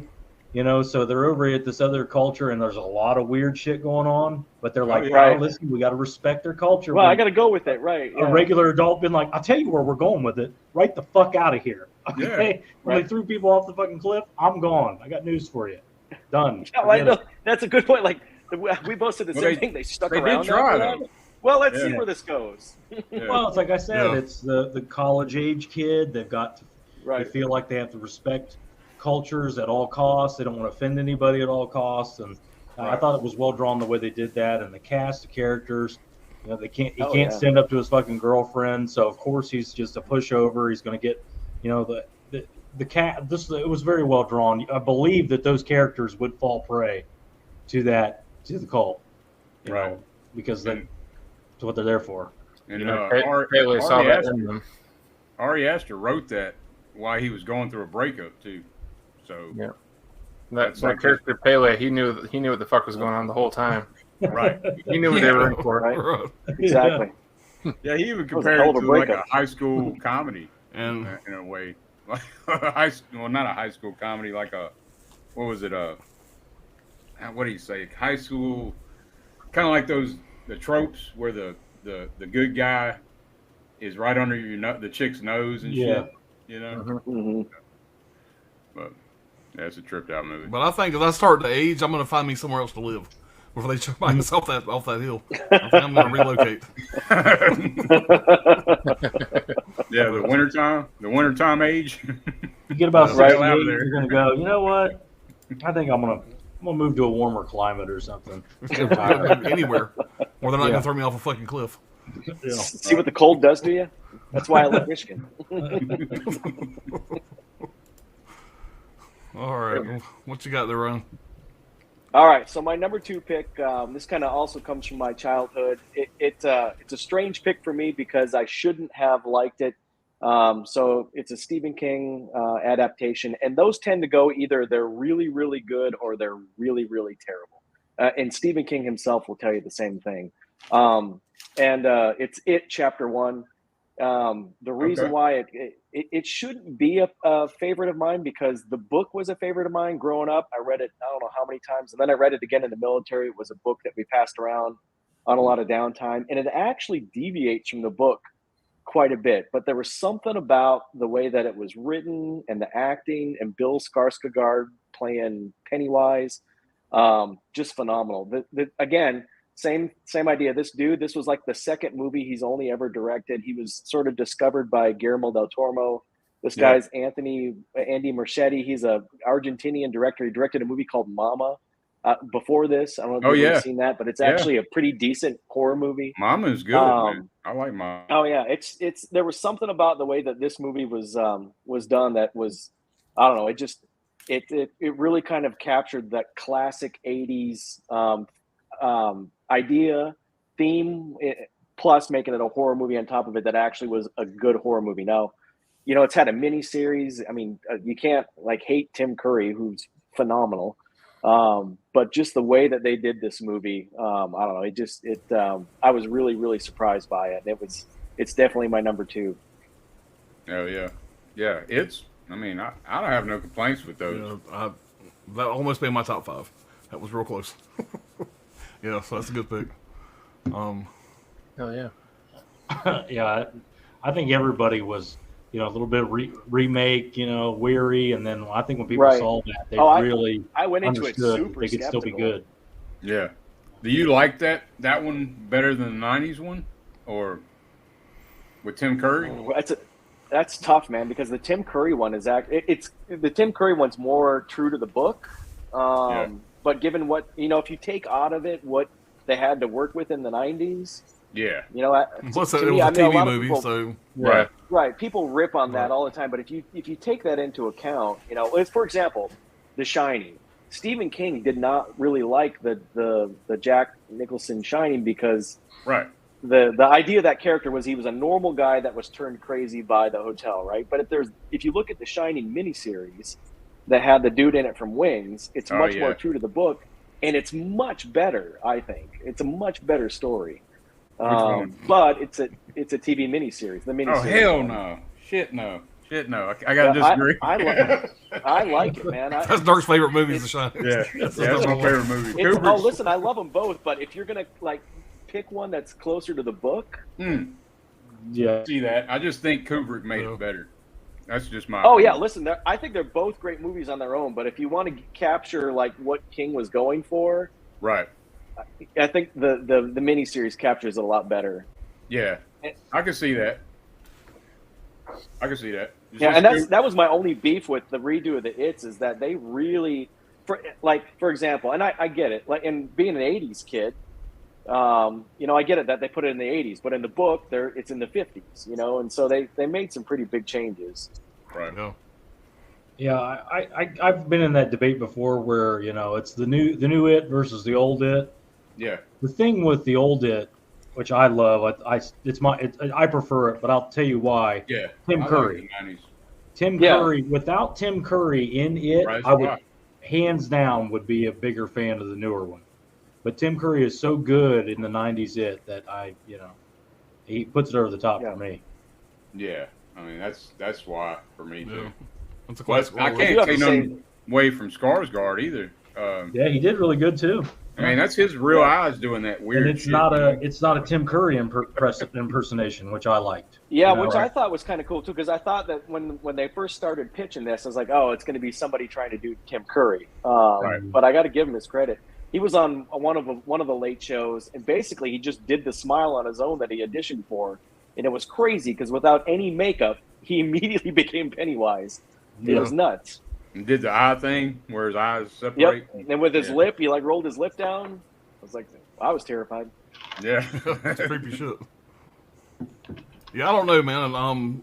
I like both. I got nostalgic for the original, but I think Tim Curry, I mean, just a great role. But if I'm gonna go back and watch that movie, it's probably gonna be the Part 1. That's probably the one that's most rewatchable to me. The new one. Yeah. I mean, I didn't hate Part 2. A lot of people hated Part 2. I thought Part 2 was lesser than Part 1, but it was still good. Yeah. You know, I still enjoy it. Yeah. And as far as TV movies go, I hate TV movies. I can't stand them. It is one of the main exceptions to me. They do so much. Absolutely. And it is so just the way everything's done. They push it just as absolute far as they can and still be, you know, I just that story's got some boundaries to push, and they did it for an '80s, you know, TV miniseries. Oh, yeah. And what is it? HBO's doing a prequel series now, ain't they? A Pennywise prequel series. Really? It's the Pennywise series, yeah. Oh shit! I didn't even know about that. Yeah, he in a bunch of his books in that Derry, Maine world, he hints that It's in Needful Things. It's in a bunch of them. That Pennywise pre-existed in a lot of those stories, and I think that's what the whole idea is going to be with the prequel. Okay, I'm gonna check it out. He's just evil that gets reinvented, kind of like the whole thing from the Stand. Right. I read The Stand. That's an awesome book too. It took me a while because I don't read a lot, but The Stand was a fantastic book. Was that like 1,500 pages? I can't remember. Why did it take you so long? Yeah. Yeah, I read about 3 pages and I fall asleep. I'm a movie guy. I'm like, dude, they wrote a book about that? Yeah, the book. Yeah. I mean, I like to read. It's just like I said, 3 or 4 pages, especially now. If I sit down and read a book, 3 or 4 pages, I'm done. I'm sleeping. I didn't watch that remake. I haven't watched it yet, but Yeah. I haven't watched it. Yeah, I like that's a the tough one old for me. remake was okay. It's still nothing like the book. Yeah, I don't know. I got mixed feelings about the new one that they did. I'd have to go back and watch it again to be fair to it. Yeah, I have no idea. I didn't throw that up there. It popped on the screen. Oh. I have no way to take it down. Really? That's interesting. We'll put it up. There we go. What's up, Jerry? I was like, what? You can't take I it off. deleted it and it popped up on the screen. I guess it probably just affected my whole computer. I can hear my bank account draining right now. Give your computer AIDS. Right. Well, Brad, you ready to roll? Yeah. This is a movie I picked up. I blind bought it a while ago, and it's been in totes and storage for a while. I just didn't have time to watch it. I watched it a little less than a month ago, somewhere around there, and I've watched it twice since. I really, really liked it. This is not going to be for everybody. I can tell you already, but this is the kind of movie that, like I said, it feels like it's written for me, but it's not. I don't think anybody's even heard of this, but it's a movie. It's called The Standoff at Sparrow Creek. Oh, damn. This is like how can I describe it? Kind of like a Fincher, dark, it's a small story. It's not a big story. What it's about is, well, first of all, it's directed by a guy that's only done one movie. This is his breakout, and I hope he does a lot more. His name's Henry Dunham, and it takes place in rural Michigan. It's actually shot in Dallas, or around Dallas, but it takes place in rural Michigan. If you're familiar with that part of the world, there are militias up there, the Michigan militia and whatnot, and they're kind of like anti-government, anti-police, kind of doomsday kind of guys. They meet in secret, their identities are kept, and they, obviously they have weapons and all sorts of things. The movie opens with a active shooting, a mass shooting happening. And the whole town knows about it. You can hear it in the background, and the militia in the area meets, and they find that one of the rifles is missing. It's an automatic rifle, which is a major felony. They are not legal to own unless they are prior to 1986. These are modified modern rifles. So one of the rifles is missing. Some of their gear is missing. There's only 6 guys that have access to this room, and they're all at the meeting. They're all there, going, what's going on? So they immediately discover, well, one person in here did this. So it's a movie about paranoia. They're trying the whole time to figure out who did this. It goes extremely dark places. I mean, it's full of dread the whole time. This is going nowhere good the whole way. It's super intense. It's a crime kind of mystery. Like I said, dark, gritty, grimy. I mean, I was in the whole time. It's just like Alan was talking about that popcorn. I had just gotten food, sat down and watched this. My food just sat there the whole fucking movie. I just watched the whole thing. I loved it. I can't say enough good things about this. I don't want to go too far into it because obviously there's going to be heavy spoilers, and it is a mystery. It's a crime mystery. So, you don't want to expose it, but this was a total surprise for me. I think I paid $4 fucking for this. $3.95 on Hamilton Book. It's $8 on Amazon. Like I said, it's full of character. The whole cast, it's 100% character actors, but you recognize all of them. It's a cast full of that guys. You know what I mean? We're like, oh, that guy. Yeah. You know, Right. they're all great. They all do awesome. The dialogue is your typical crime movie, very matter of fact dialogue. But again, these are some unhinged individuals. They're not pleasant. I mean, they're not all like, what would be called alt-right, but they are, they have, a lot of them have checkered pasts, and the less I say about it, the better. Just go watch this movie. Right. I think you should watch it so much. I bought extra copies. We'll give one away on this stream. So anybody, just put Standoff in the chat, and subscribe down if you're not already, and I'll send this out to you anywhere in the continental U.S. or Puerto Rico, Alaska, anywhere U.S. media mail. I'll send this to you. So just put Standoff in the chat if you're interested in this, and we'll figure out a way to pick a winner by the end, and I'll mail it out before the stream ends. We'll have Dirk pick a number again. Write down a number again. Everybody can do 1 through 50 or something. Yeah. And by the way, subscribe to everybody, guys. Check that out. Yeah, make sure I'll subscribe to everybody. Don't worry about me. Listen, there's a reason why we call it Militiagan. Yeah. Yeah, and again, that's part of it. If you know that part of the world, if Listen, you're I'm from there. the Northeast, you'll know about militias. This movie will be a lot more interesting to you because you know what kind of people these are and how serious it is, what's happening. When that weapon goes missing, they're like, well, we're going to get blamed for this. And we all know what the man is going to do to us. We're not going to have trials. The paranoia is so palpable, you cut it with a knife. And the tension is so high. Like I said, it's a winner for me. Really good surprise for me to find that movie. Now, Brad, I got $8 laying here, but I don't have any fucking bucks. So you said it was $4 So I just make sure I didn't need to have $4 Yeah, it's still on Hamilton, I think. I mean, I know it's still on Hamilton because I bought some copies to send to some people recently. This is an extra one I got, and we'll just give it away. Hopefully somebody that sounds interesting to you will send it right to you. I wrote it down. I'm gonna watch it. You mentioned it to me before. Yeah. I'm gonna check it out for sure. Yeah. Yeah, I wrote it down. Yeah, I've never That's heard a of great pick, bro. Nice. Yep. Brian, you're Alan, up, save your fucking bucks for Cafe Risque.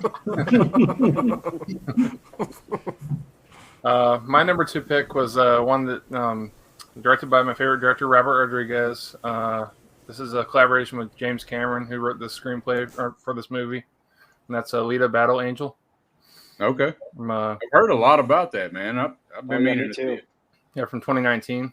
Yeah. Really solid movie. It's basically about this cyborg that's kind of found, like, it's in the future, of course, but it's like a cyborg that's Christoph Waltz is like a doctor in the movie, and he's like going around the junkyard, and he finds this cyborg that's been deactivated for years, and he kind of like puts her back together and reactivates her, and she's kind of figuring out what she was in the past before the time that she wakes up in, basically, and kind of goes back to her roots and everything. Rosa Salazar plays Elita, and she does all sorts of like I think it's all just like CG captured, and she's got like the dots all over her and stuff like that. Not in the movie, but like with the green screen and stuff to make her look like the character. The way they did it's just real great, and I love the whole like dystopian future setting that it's in and everything. It's got a great cast. It's got Jennifer Connelly, Mahershala Ali is in there, Jackie Earle Haley. Who else is Jeff Fahey's in here, Derek Mears, Casper Van Dien's in there a little bit, but yeah, it's just one I've always gone back to, and I just loved it the last few years, and it's just, I don't know, really really good in 3D as well if you like 3D stuff, but the 4K looks phenomenal too. Yeah, man, I don't know. That's a great looking steelbook. Yeah, it's pretty much based on a manga, I think, it's called Motorball. I'm not real big into anime or manga, so, but yeah, anything James Cameron touches is usually pretty good. So, hell yeah, man. I've heard Christoph Waltz is amazing. Yeah, Christoph Waltz is in that too, right? Yeah, he's really good. Fantastic in that. Yeah, he's good in everything. Man. I love him. But whenever this came out in theaters, nobody really went and saw it too much. I think it kind of like bombed a little bit, as far as I know, and it kind of set up for a sequel too. So hopefully we get that sequel eventually. But nowadays it'd probably be on Netflix or something. I think a lot of people avoided it because of the anime thing, but I've heard nothing but good things about it. Yeah. I mean, everybody that's seen it, I haven't heard nothing bad about it. So. Right, exactly. Yeah, I watched it once, and I watched it here at the house, but it was damn good. I liked it. Yeah. So, solid movie. All right. I'm gonna move on to my number 2, guys. We're almost at 2 hours, so I'm gonna move this along a little bit. So I rewatched this movie last night. I hadn't seen it in a couple years, and let's just say when I watched this movie, it moved from my number 5 to my number 2. This movie holds up. This movie's badass. I can't even give it justice. I can't say enough good things about it. And this steelbook sucks because it's a 2-pack. This is John Wick number 2. Okay. This has part 1 and 2 in it, but it just says John Wick. It kind of drives me crazy. But I'm talking about John Wick 2. That's all right. There's like 5 million John Wick releases, so you can pick whatever. Yeah, I know. Yeah, I know. I'm gonna grab another one. I think this might have been a Zavi or something. I thought it was something badass. I got it in, and I see it just said John Wick, and it was a 2-pack. No, we'll move on from that. Move past both CD. Fuck Zavi. That's what he wants to say. Fuck him. This looks this like just a became badass Alan's steelbook, therapy though. session. Me. Oh, it's a great looking steelbook, but anyway. It'll be on eBay. I need to get a red marker and just mark 1 and 2 on there. Yeah. But this movie was directed by Chad. I'm gonna say this wrong. Stalinsky. I think that's right. And one thing I found interesting about him is he was a stuntman on The Matrix. And so you got main guys from The Matrix in this movie. And the guy Common, whatever, that has the big fight with Keanu Reeves. That fight is pretty badass. Pretty brutal. Yeah. But Keanu Reeves did his own stunts in this. The only ones he didn't do was the falling down the stairs and obviously getting hit by the damn cars. Those are the only ones he didn't do, but he did everything else. Keanu Reeves trained real life, man. Yeah, he trained for 3 months in judo, Brazilian jiu-jitsu, marksmanship, and driving. Reeves retained most of what he learned from part 1. By the end of part 2, he was proficient. His proficiency rating was better than seasoned professional soldiers, is what they said. And also something else, this being a sequel, most sequels can't say this. This movie earned twice as much as part 1 did in theaters. Damn. Because, word of mouth. This movie came out, everybody wanted to go see it. Yeah, man. This was released February 10th, 2017. Had a $40 million budget, made $92 million in the States, $171 million worldwide. Man, I watched this again last night, like I said, and man, it just blew me away how good it was. It's like I was watching it for the first time. The fight scenes, the gun fu, whatever they call it, man, it's just it's brutal as hell, man. And when he makes it over to wherever he went to, France or wherever, and he's going through and he's buying his guns and buying his suits with the armor plate in it and stuff. It's just all that shit is just badass. The whole movie is just good. Ian McShane's in it. I love him. The guy that plays the hotel clerk, Lance Reddick, such a great character. I love him. He's such a good actor. It's just got a great cast, man. The bad guy, yeah, he was a good bad guy. He was all right. He was my least favorite of the whole movie. But yeah, it's just such a badass movie. It holds up. And I'm so excited about part 4 coming out. Part 2, part 1, part 3. This is just a great series. And this is originally supposed to be a trilogy, but obviously it's doing so well they're making a part 4 now.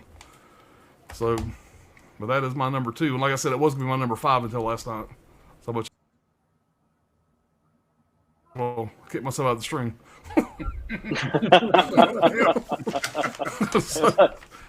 Speaking of the Matrix.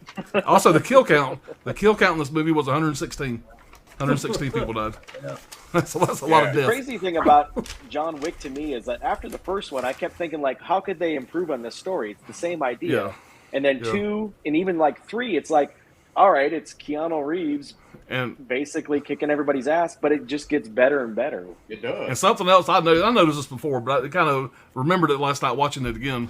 The music in this movie, it's got to be in my top 5. I absolutely love the music in this movie. If you have a sound system, turn that shit up and watch this movie. It just makes it that much better. Oh, yeah. So, I'm not a big soundtrack guy and all that shit, but the music in this movie is phenomenal. it just makes it that much better. Yeah.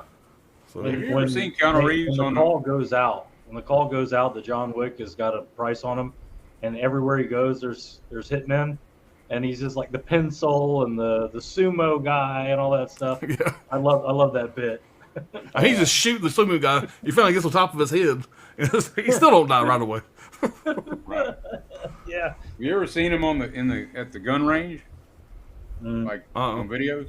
Oh Yeah. man, check that Oh. shit out. That dude is Yeah. insane. Keanu Reeves is badass. He put the work in. Yeah, even his martial arts. I mean, it's authentic. It's him. Right. And I was thinking about this last night. You know, this is like our American James Bond. How cool would it be for this to be a James Bond series that goes on until Kawana gets old and they get somebody else or whatever? You know what I'm saying? It has that kind of potential to be. It's that good. Yeah, it I really can see does. this being an Americanized James Bond.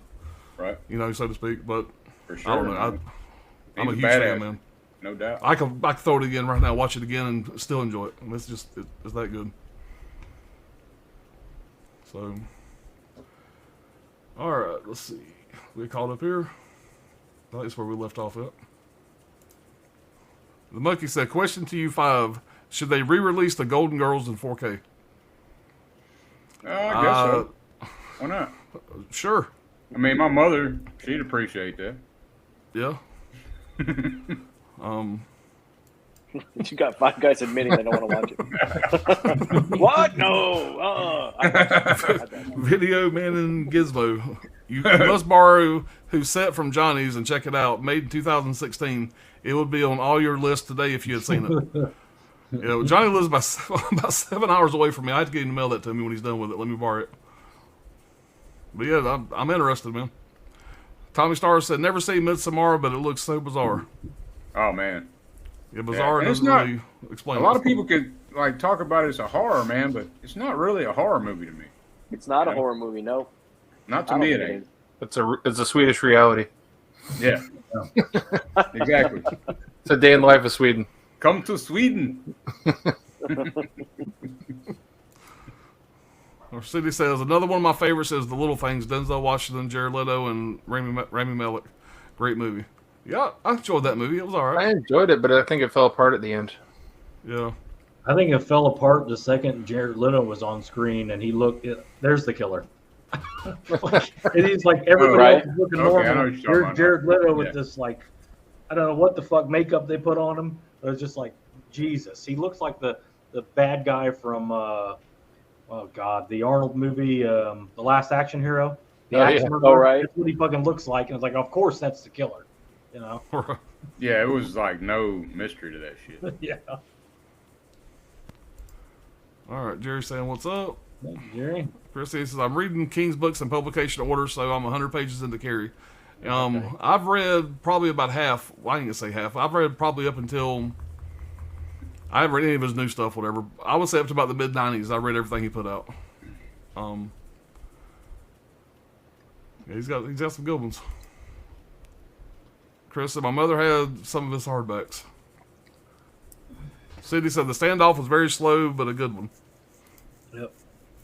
Interesting. I'll have to check the Standoff out. Chris said, "Hell yeah, Elita for the win." I love that movie. The monkey said, "Ho, can you mention Elita but not mention, or how can you mention Elita but not mention Edward Norton playing the protagonist?" Edward Norton's not in the movie. Right. Plus, the first rule of Elita is you don't talk about Elita. Don't talk about it. Based on the manga Battle Angel Elita. Yeah. It's the best adaptation to an anime manga I've ever seen. Very good. Our City Eubank said, one of my favorite is Into the Ashes. Very good movie. John Wick 1 and 2 is the best. Yeah. I Yeah. like 3 too. And 4 looks phenomenal. I like 3. Yeah. I like all of them. Yeah. Chris Yeah, said, I yeah, love John Wick exactly, yeah. 1. I love those Unlike badass Matrix. revenge movies. Yeah, he turned that shit around, you know, like Matrix 1 it should have just been Matrix 1, you know. It's kind of funny watching part 2 last if they night. ended it there. Yeah. When when Keanu Reeves goes up to talk to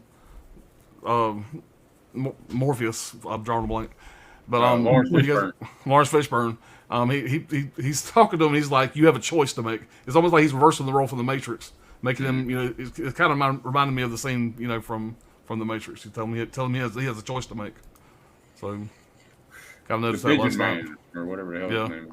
Yeah. John Wick 4 is coming out soon. Yep. All right. I have not seen your entire show, but have you only done American films as favorites? Oh, so far I think so. Have we had any foreign films? Not this time. No, I don't think so. We all love them, a ton of them. Yeah. Just not during these years. Most of the ones I love are the older ones. Mm-hmm. So I'm sure some will pop up later on in the series. Yeah, as we go further, there's going to be some for sure. Yeah. No doubt about it. I can guarantee you Dirk will have some. I can Yeah. guarantee there's Further going to be down. some Italian something or other in there. Yeah. Oh, yeah. All right. Kal-El said, I like Matrix Reloaded, man. There might be some Asian cinema Shit. come up. Maybe. Yeah. Some Hey. Cat 3. Ryan, you love the Matrix movies, right? Oh, I hate the Matrix movies. I like the first one, man. But The first one, I watched the first one, but I I'm can not deal watching with any of the others. Reloaded, but the third one, Revolution, The third one, is like, yeah. man, what the fuck happened? All right. Video Man Gizmo says, what about Border? With a lot of question marks. Grinson, a lot of question marks.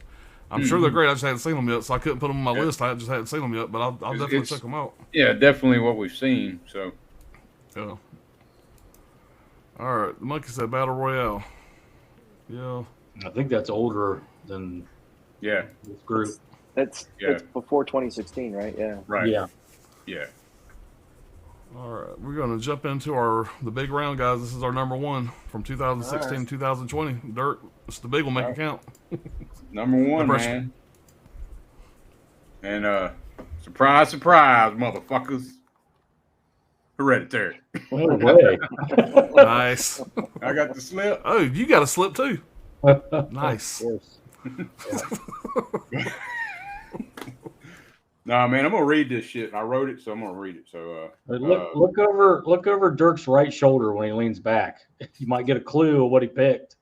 They was gonna pick that number one. Story time with Right. Dirk. right. All right. This is it came out in 2018, $10 million budget, made $80 million, written and directed by Ari Aster. It's a supernatural psychological horror. You got Toni Collette as Annie, Millie Shapiro as Charlie, Gabriel Byrne as Steve, Alex Wolff as Peter, and Ann Dowd as Joan. And there's a lot more people, but these are the main people. So it is a family drama, the first half, that gets you invested in this family that's dysfunctional. And as it goes on, you realize they are cursed and more is revealed. Again, same as Midsommar. Multiple watches, man, are required to see everything that happens. Ari Aster's films stay with you and make you think. On the first watch, I didn't like it, which is I just think it was a bad time of my life. First time I seen it, and I had a lot of distractions going on, so that wasn't the type of movie to be watching. It's very important to not have distractions, and attention to detail makes the experience much better. It has made it to my number 5 film of all time for a reason. Interior scenes were shot on custom built sets on a soundstage to give the film a dollhouse look. Toni Collette should have at least been nominated for an Oscar, but she did win Best Actress at the Fangoria Chainsaw Awards in 2019. It's a slow burn, but worth the payoff reveal. A generations long ritual. No family is this fucked up. Damn, Dirk, you made my notes on Hereditary look like shit. I had like 3 Right? sentences. I had Naked Man Scary.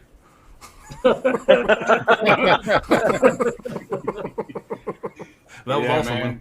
Like I said, this it's crazy because I didn't like this movie, and it jumped to my number 5 spot of all time films. Period.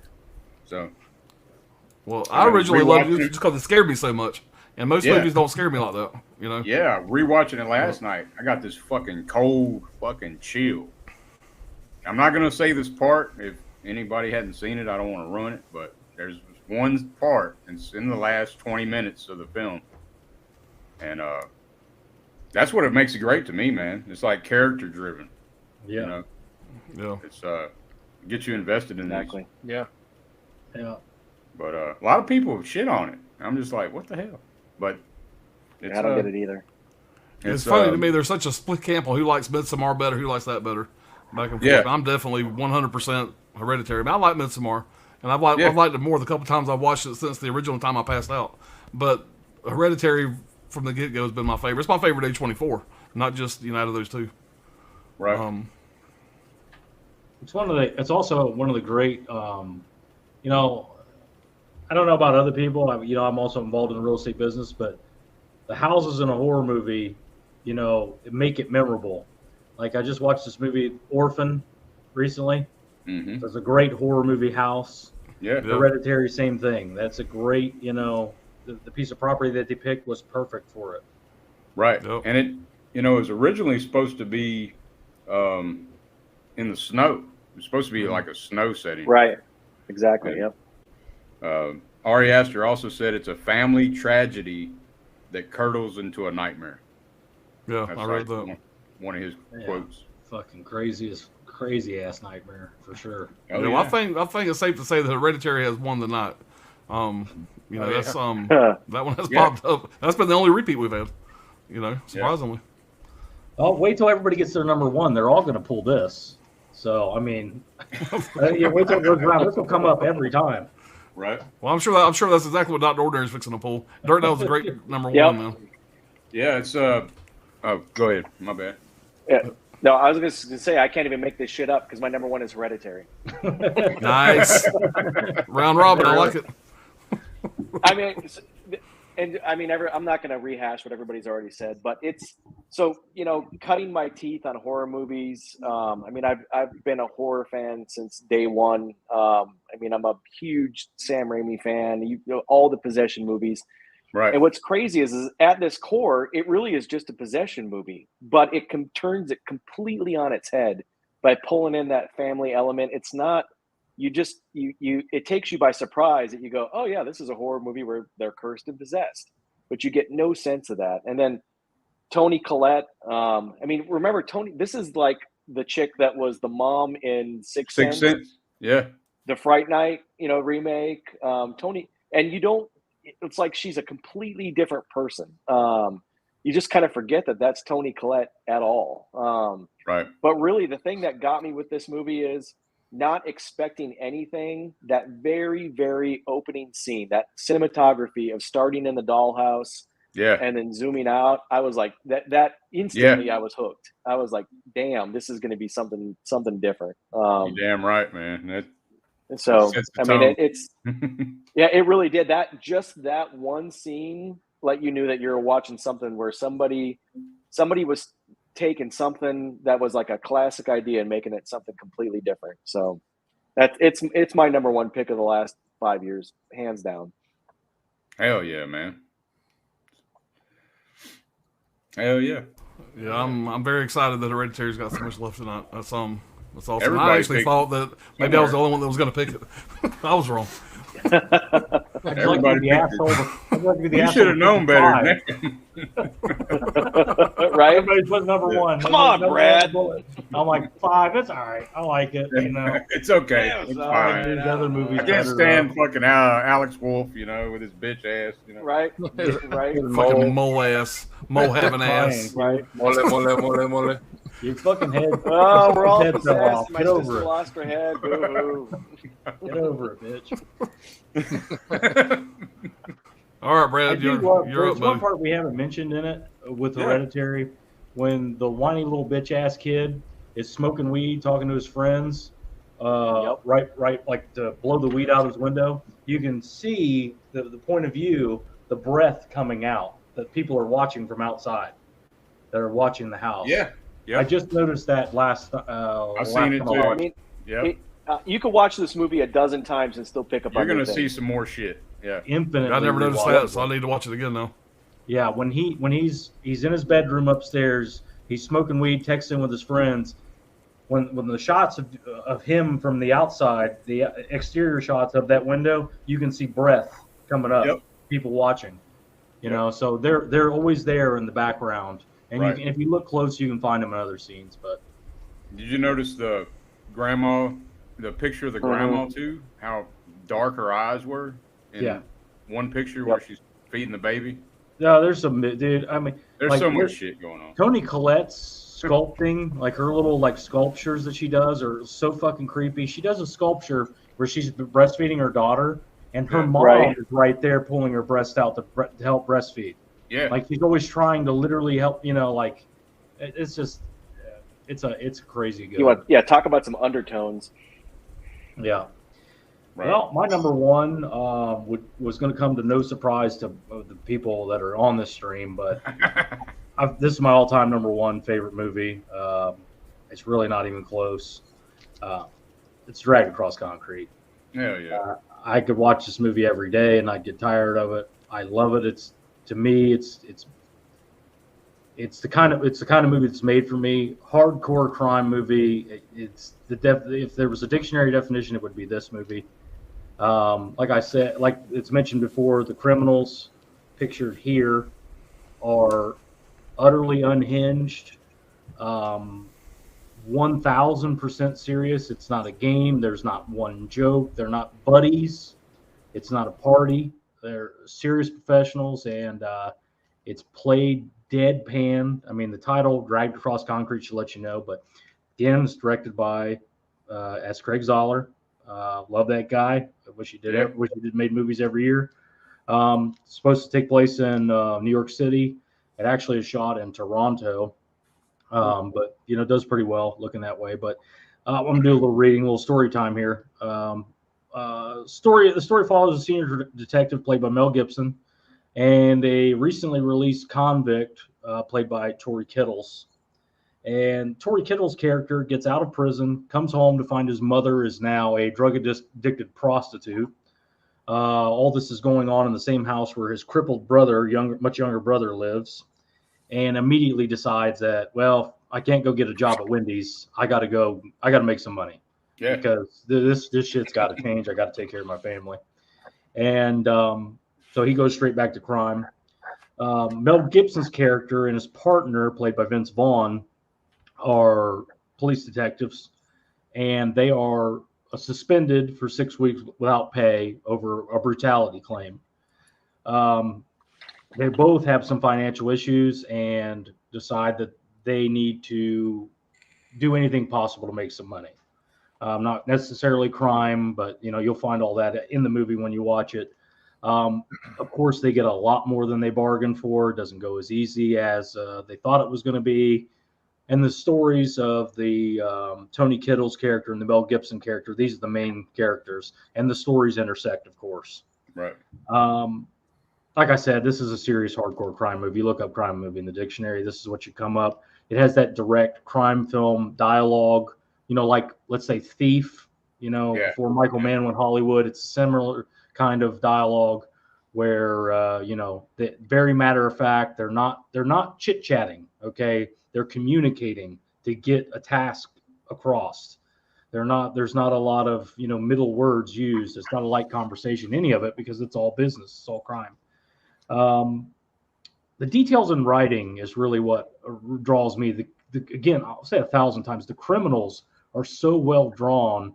The way they behave, the way they act, the way they go after these, the way they prepare, everything is so well drawn, down to the wardrobe, down to the devices they use, everything. Yeah, and you don't know jack shit about them. And you know nothing about them. And the Mel Gibson's character knows nothing about them. The criminals, these characters here at the bottom, Toni Kittles goes to work for them, and nobody else wants to work for these guys. They're, for good reason. And so that's where the stories intersect, is basically where I'm getting at. There's great cameos in it from Don Johnson and Udo Kier. Again, Don Johnson's very, very good in it. Udo Kier does Udo Kier stuff. As far as the rest of the story goes, I really can't go into it any further without giving spoilers. But it's close to 3 hours, about 2.5 hours. Moves right along, even though there's not a lot happening. I'd recommend just blind buying it, checking it out. Again, know what you're getting into. The title, Dragged Across Concrete, should let you know that it's not a party. It's not a fun movie. Nobody is, stealing a car and robbing gold and grabbing the steering wheel, jumping it and going, whoa! It's not that kind of crime movie. It's real. It's not a party. And definitely, of all the things I've mentioned, check this one out above anything else. Yeah. It's all of $8 on Amazon. And Jennifer Carpenter, man, she has the best performance in the movie. Jennifer Carpenter, I didn't even want to say she's in it because you don't that whole sequence comes out of left field. The stories blend again. Yeah. Jennifer Carpenter, I was never a fan of her on Dexter, but she's really good in all of those movies. I like everything she's done, like Exorcism, Emily Rose. I mean, shit. Yeah. Yeah. Oh yeah. Great movie, man. Alan's you're muted. Yeah, you're muted. You're muted. Yeah, huh? Yeah, I can't hear y'all. I can't hear you. Alan, you're having a stroke. I wasn't saying nothing important anyway. It don't matter. Good. I was just saying, great movie, Brad. Good job. Yada yada, all that shit. Yep. I'm in it though. all the shit you didn't want to hear about. Yeah. Brian, what you got? Yeah, Brian. No, what I was saying was we got a lot of good comments out there in the chat. Whatever, we'll catch them on in just a minute. What I was saying. So. Yeah. I'm recovering, guys. Come on, I'm recovering. All right, go ahead, Brian. All right. My number one's going to be my favorite Nicholas Winding Refn film, and it's not Drive. It's The Neon Demon.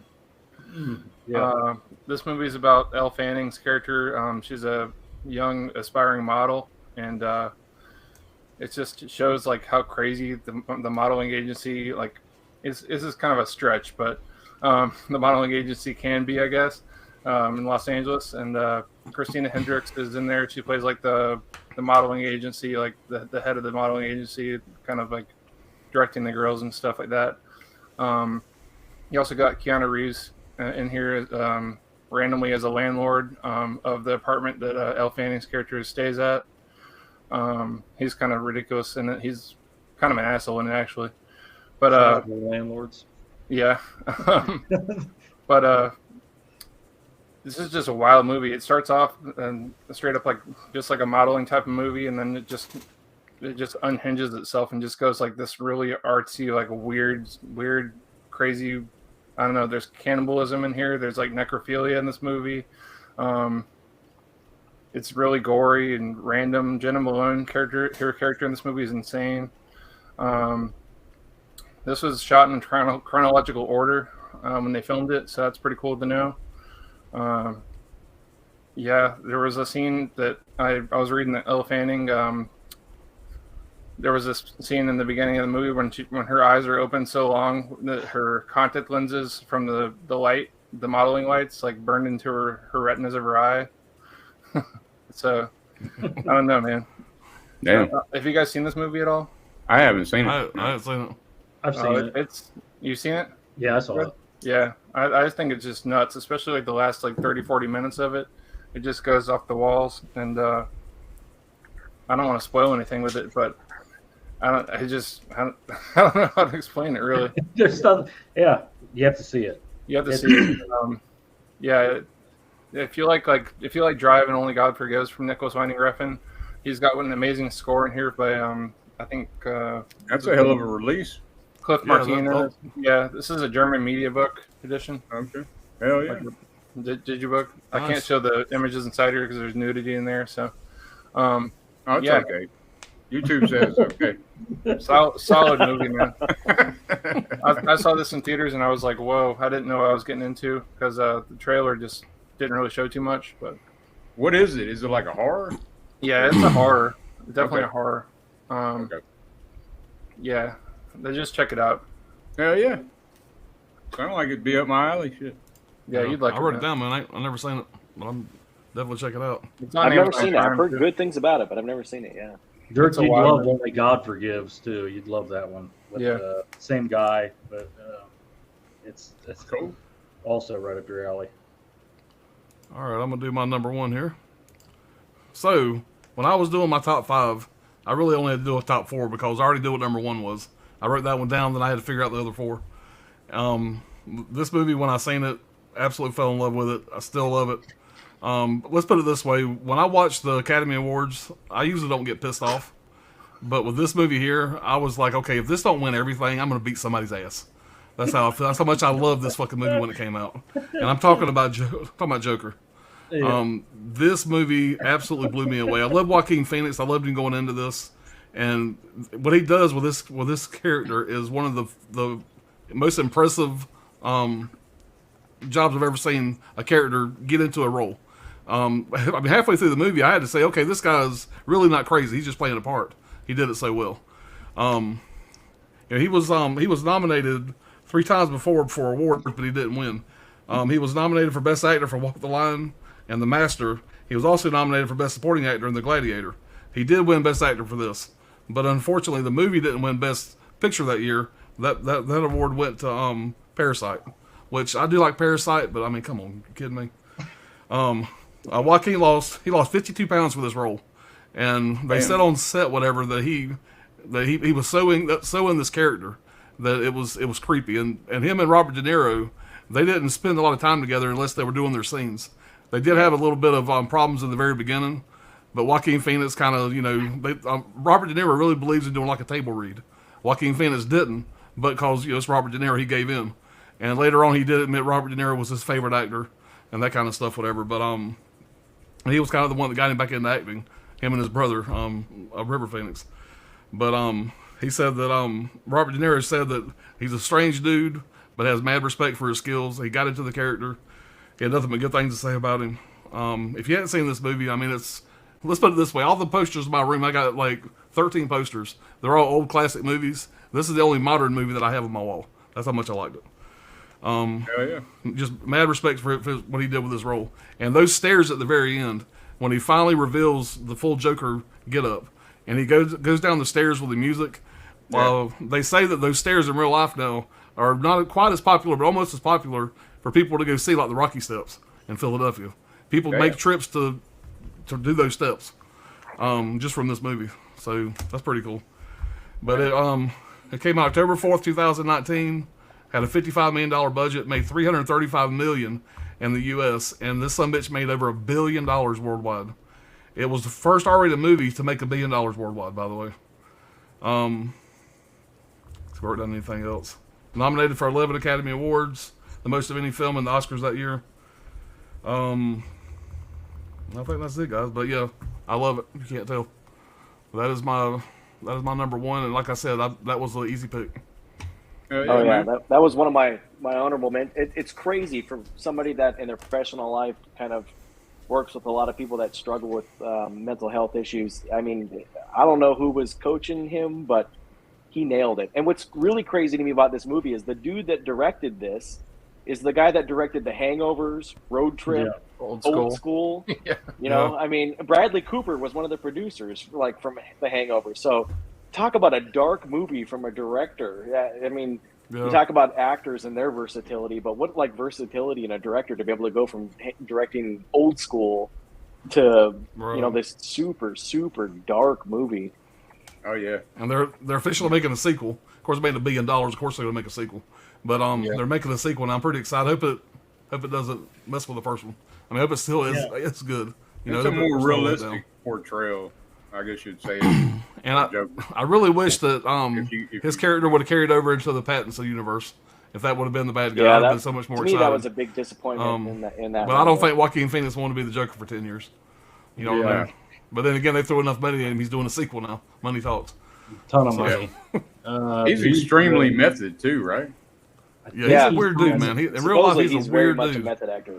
Yeah, but he's fantastic, man. The second most money. I think he signed for the second most money an actor has ever received, or will ever receive coming forward in the next year's movies. has a 40 million, 50 million, I can't remember, plus points. Something like that. Yeah, I was reading Tom that Cruise too, just yeah. got 100 million for Maverick, Yeah. Maverick, which yep. was the record plus points.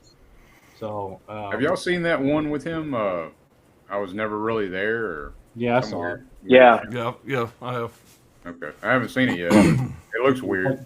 Yeah, It's weird. He does everything he does. Even back in the day when he did that interview with David Letterman, where David Letterman thought he was intoxicated or something. He was just being himself.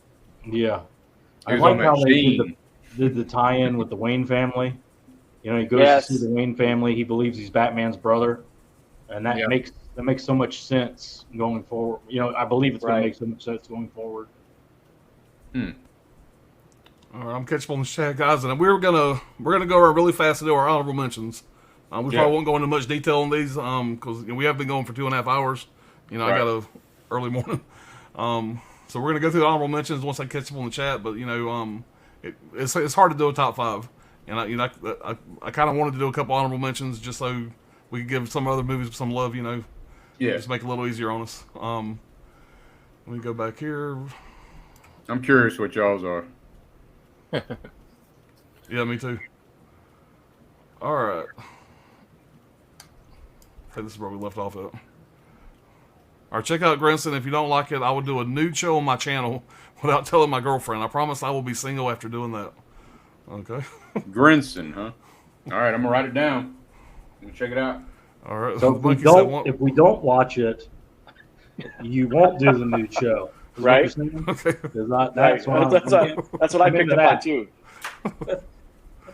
Dirk wrote it down. Dirk's ready for that show. He's there. Right. The monkey said, "Wonderful sleep." Well, let me scratch the shit out. Damn. Kal-El said, "Ice Cream Man thoughts." Laugh out loud. Yeah. Ice Cream Man. Ice Cream Man Howard. Yeah. Yeah, we'll talk about that when we get to that year. That's a fun time. Get to that section. The monkey. To be fair, I only watched Battle Royale when it came out on Blu-ray, so I thought it was in your range of films. All right, we should do a Europe/USA show where you have to see some weird ass European films. I choose, and I have to see some films from the asylum. I'm assuming the USA would From be the the asylum.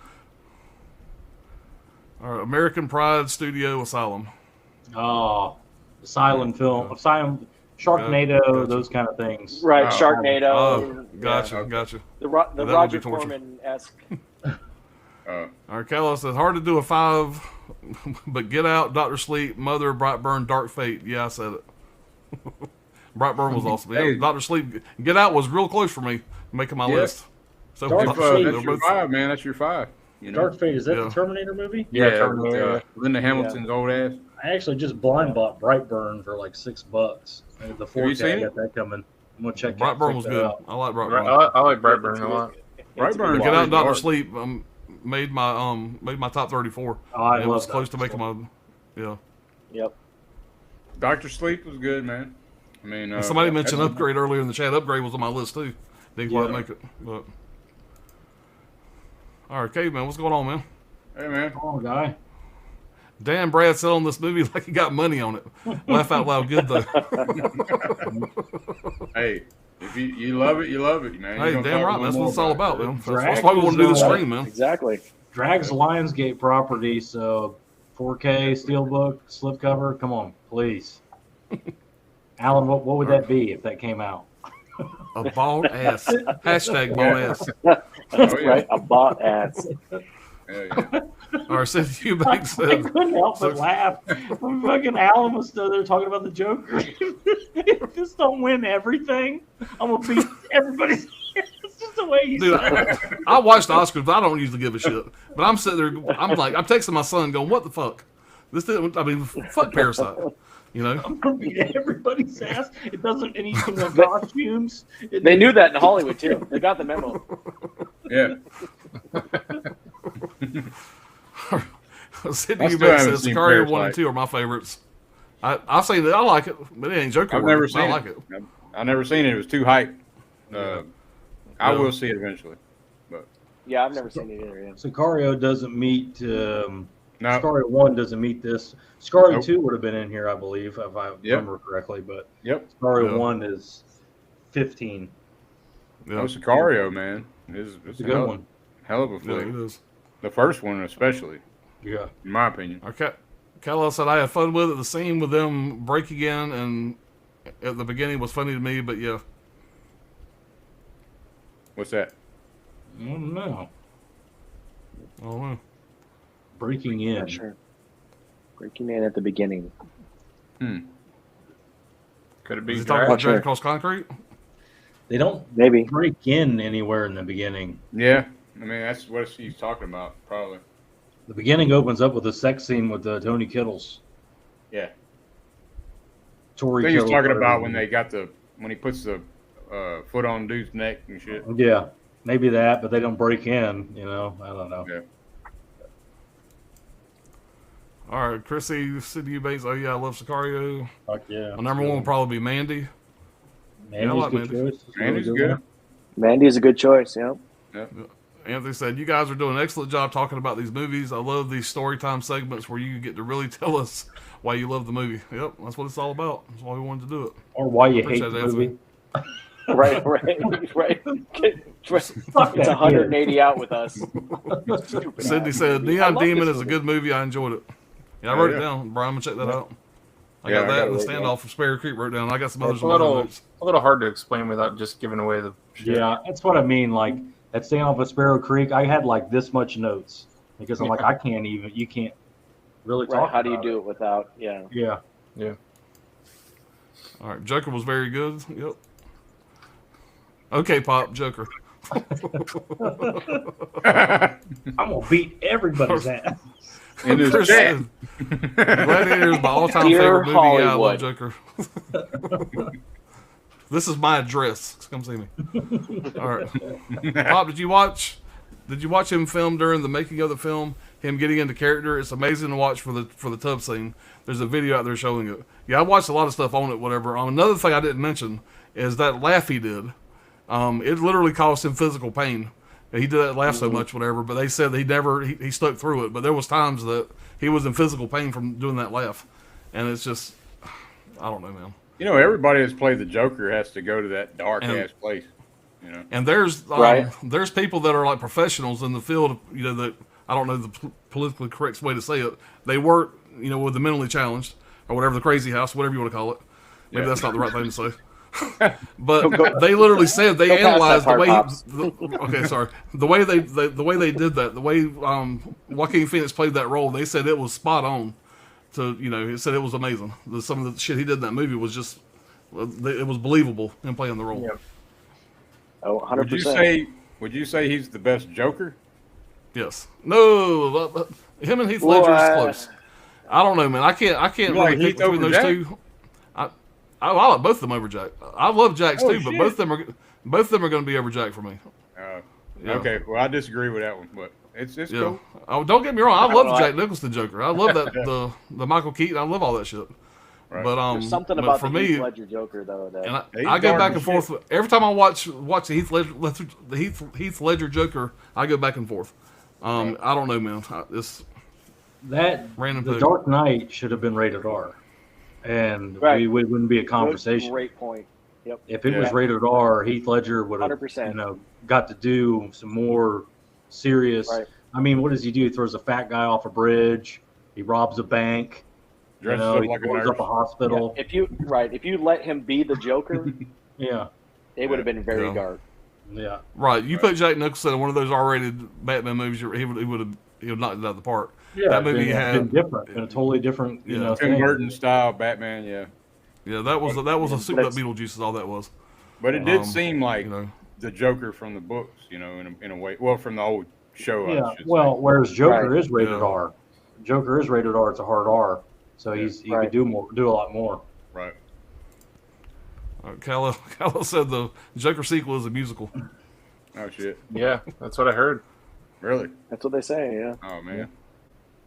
And Lady Gaga's in it too. That was just like Fuck that shit. I ain't better watching. fucking not be. I'll tell you that. Beating everybody's ass.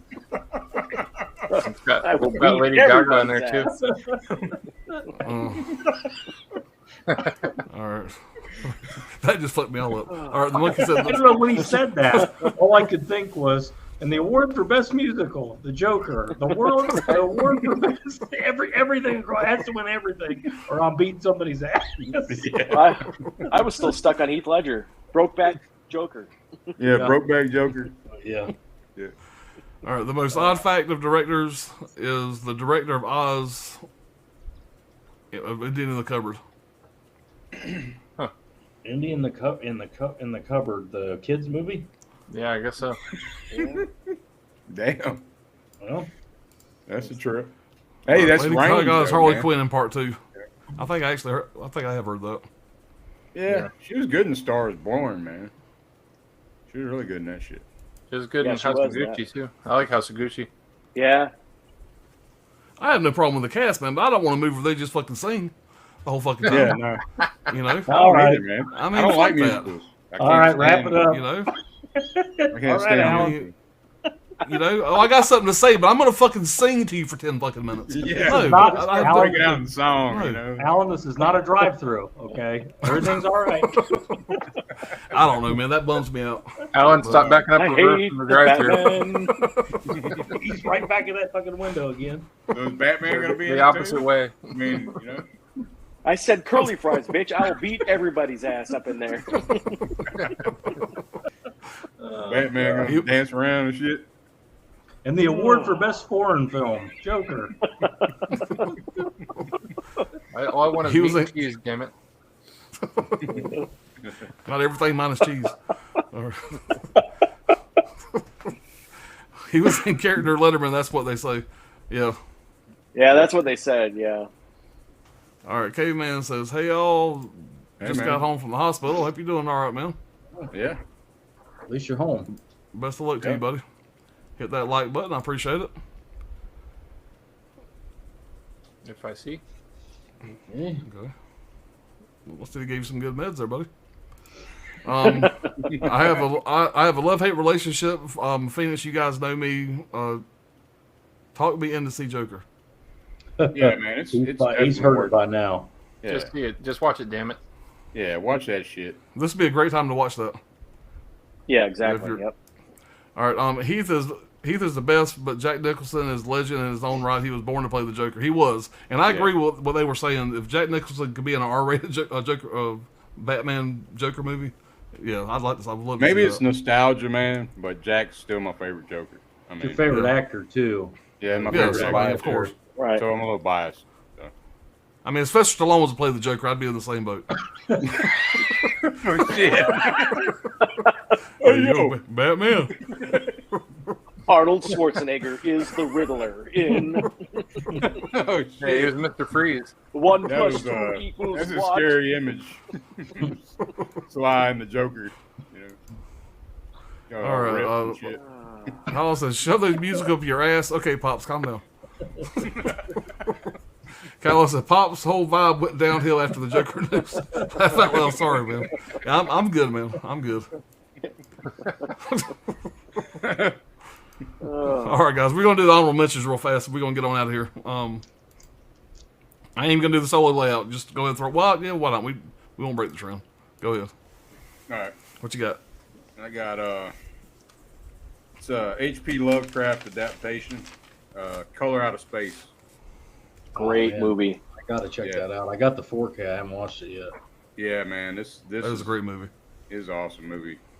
There's a Great couple movie. scenes that kind of hung it up a little bit with the CGI, but they don't really. I mean, the practical effects are awesome too, though. I'm just gonna read this quote right quick from H.P. Lovecraft. He said, "I think the most merciful thing in the world is the inability of the human mind to correlate all of its contents. We exist on a placid island of ignorance, surrounded by the black seas of infinity, and it was not meant that we should voyage far." H.P. Lovecraft. It's written and directed by Richard Stanley. He directed The Island of Dr. Moreau, and that fucking movie bombed. So, you know, Yeah, that's a this weird ass movie though. Yeah, it bombed bad, and he hadn't directed a movie until this, and this come out in 2019, and I believe it's the most accurate Lovecraft adaptation. Yeah, it's just great ass movie, man. Like tripped out shit. I ain't got a whole lot more to say about it. Check it You're out. gonna go into, Great writer. you got another honorable mention? Or you just got the one? Yeah, I got another one. Yeah, we'll go ahead and we'll throw them both out. Okay. You guys are all with that? Yeah, knock them both out. Oh, I mean, and I forgot to mention, it's got Nicolas Cage as the father, Nathan, Jolia Richardson as Teresa, the mother, and Lavina Gardner. That's the character's name, Lavina Gardner. Madeline Arthur. And the little boy's name is, I think, Jack Julian Hilliard. Okay. Anyway, that was one of them. Oh yeah, and Ezra's Tommy Chong. Forgot about that shit. Okay, here's my other one. Upgrade. Yes. Oh, hell yeah. My top 5. Great movie. Yep. Yeah, it's transhumanism, AI, Terminator type, but it's original futuristic revenge film, Death Wish, RoboCop, Terminator mixed all together. They had a baby, but pretty damn original. Yep. It's a winner for sure. That's my 2. Upgrade, check them out. And they're working on technology similar to Upgrade right now. Yeah, it's pretty thrown off. Yeah. And that actor that played that movie looks a lot like Tom Hardy. When I watched the trailer, I thought it was Tom Hardy. Yeah, right. Exactly. And his facial expressions while he's doing that the choreography of the fight scene. Yeah. That first time that happens, when he beats that guy's ass in the house, love that scene. Yeah.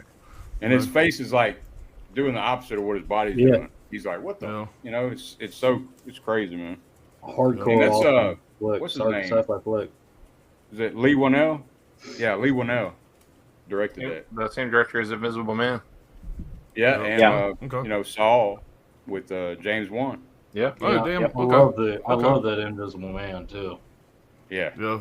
That's a great movie. It almost got picked, man. It almost made my shit, but I don't know. Upgrade's killer. I loved it. I thought it was great.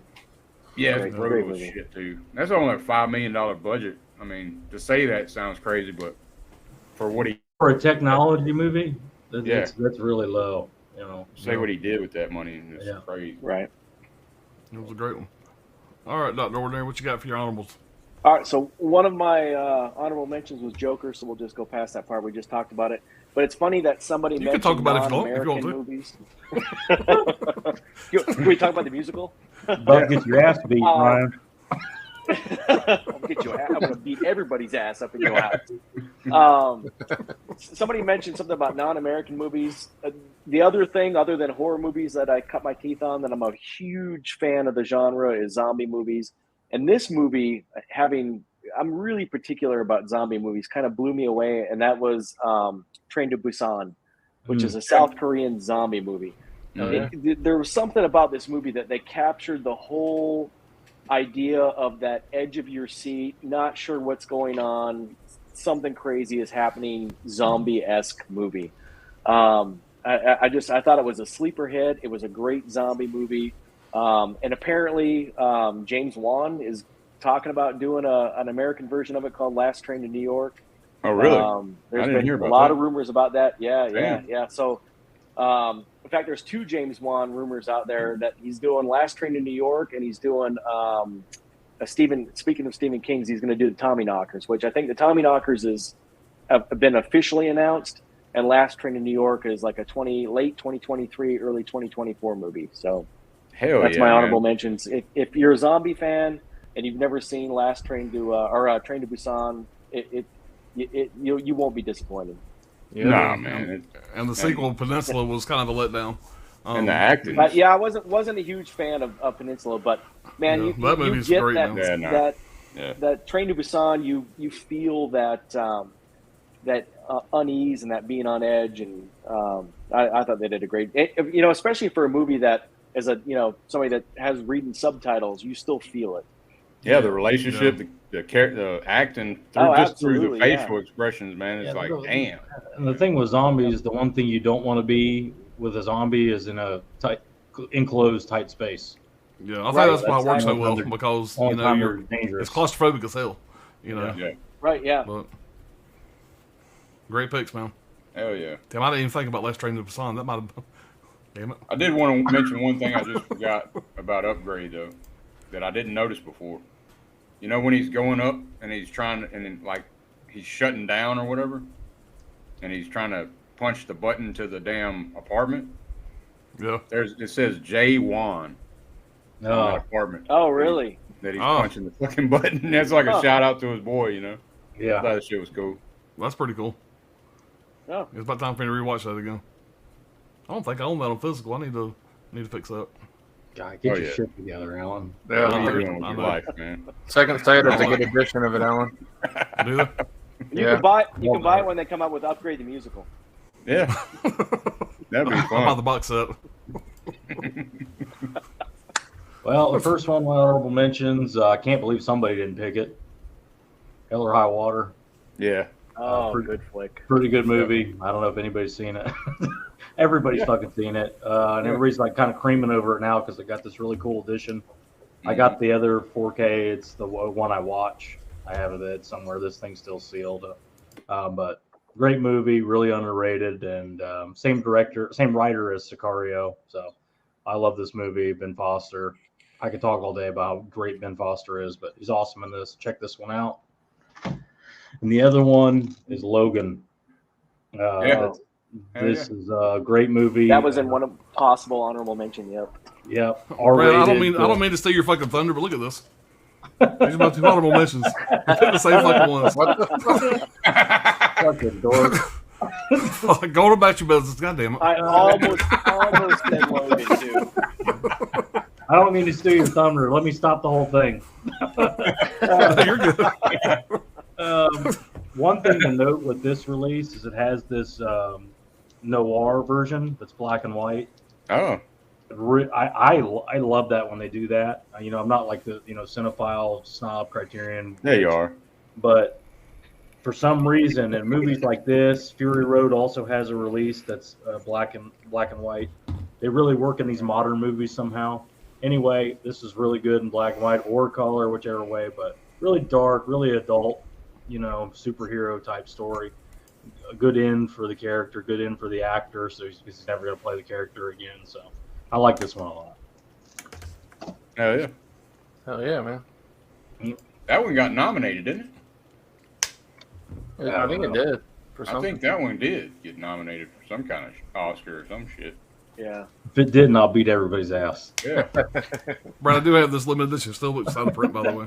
That bitch is like, is that the one that comes with the noir cut?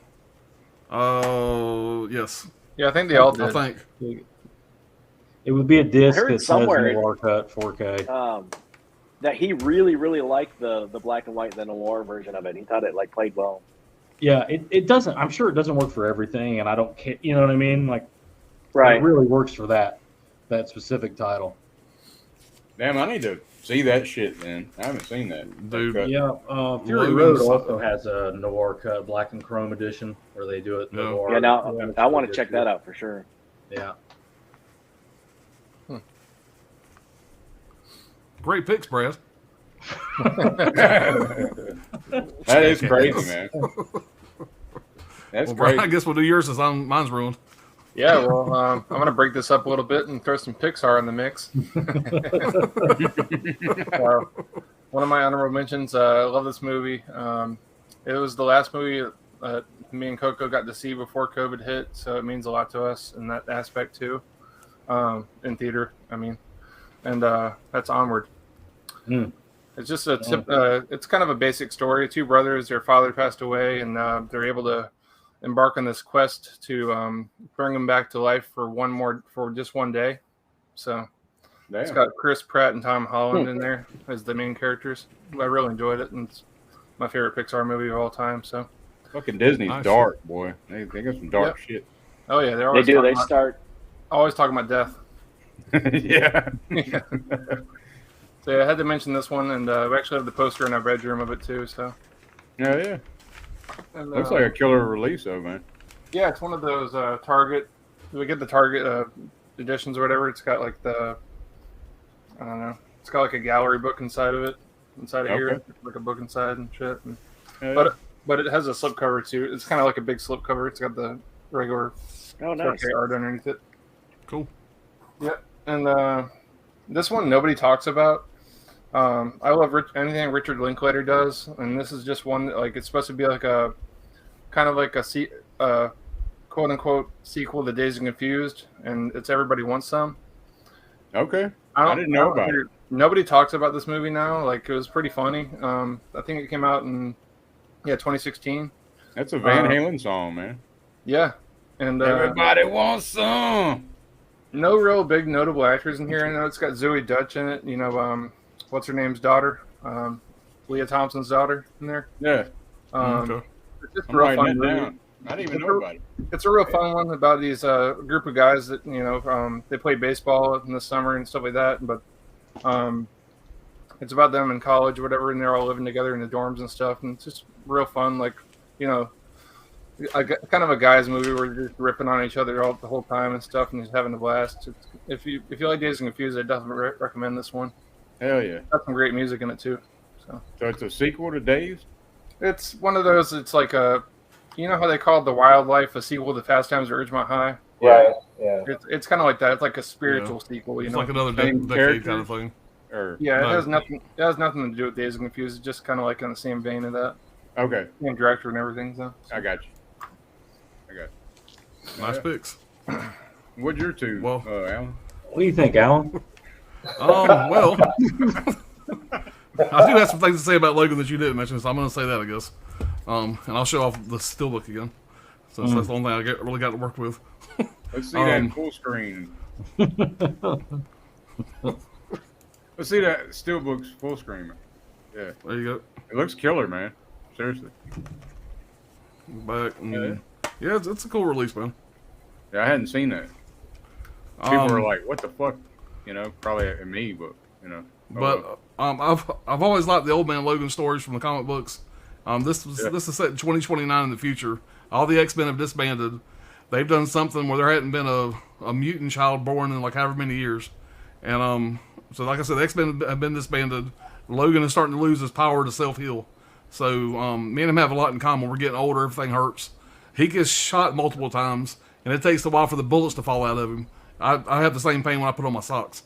But other than that, we have a lot in common.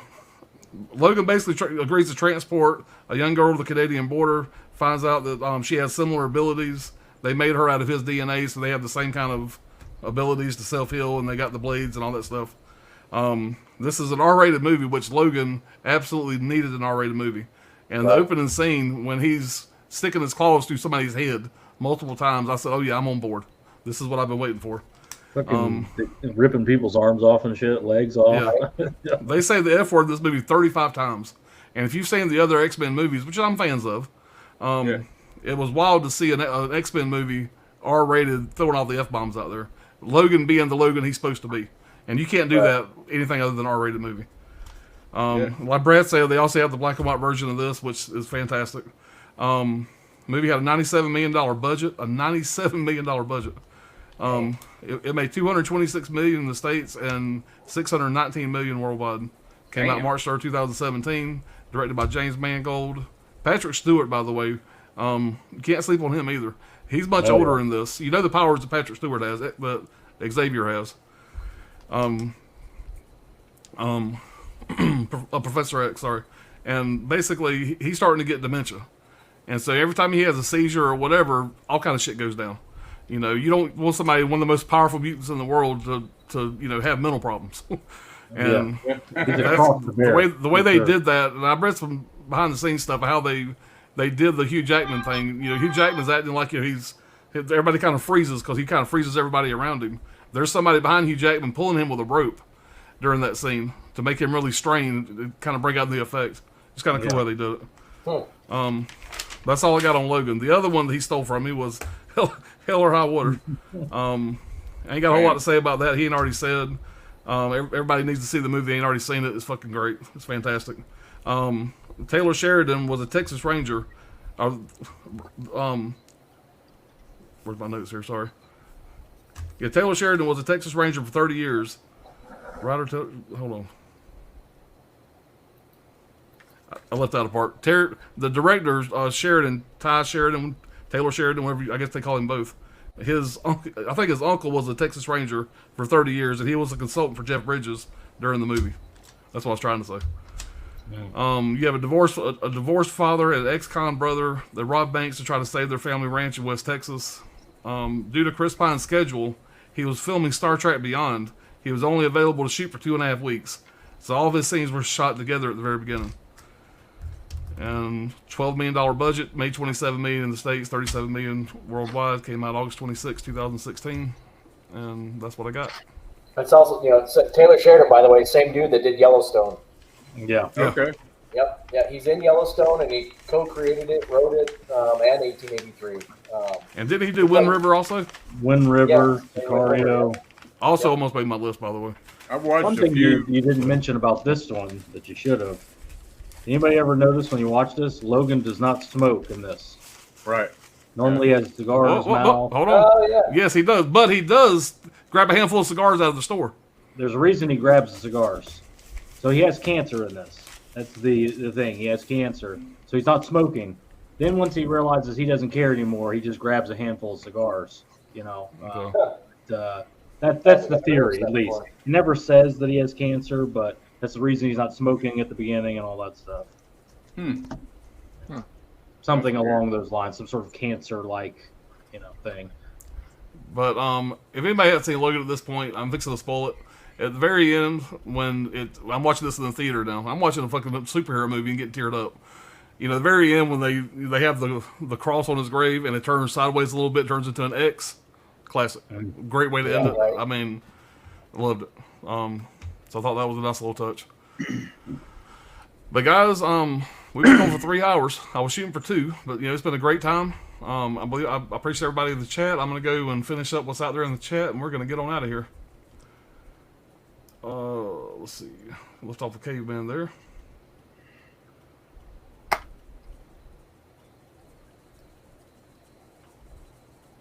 We'll start off here. I think this is where it was. Heath is best, but Jack Nicholson's legend is on right. Okay, we've read that.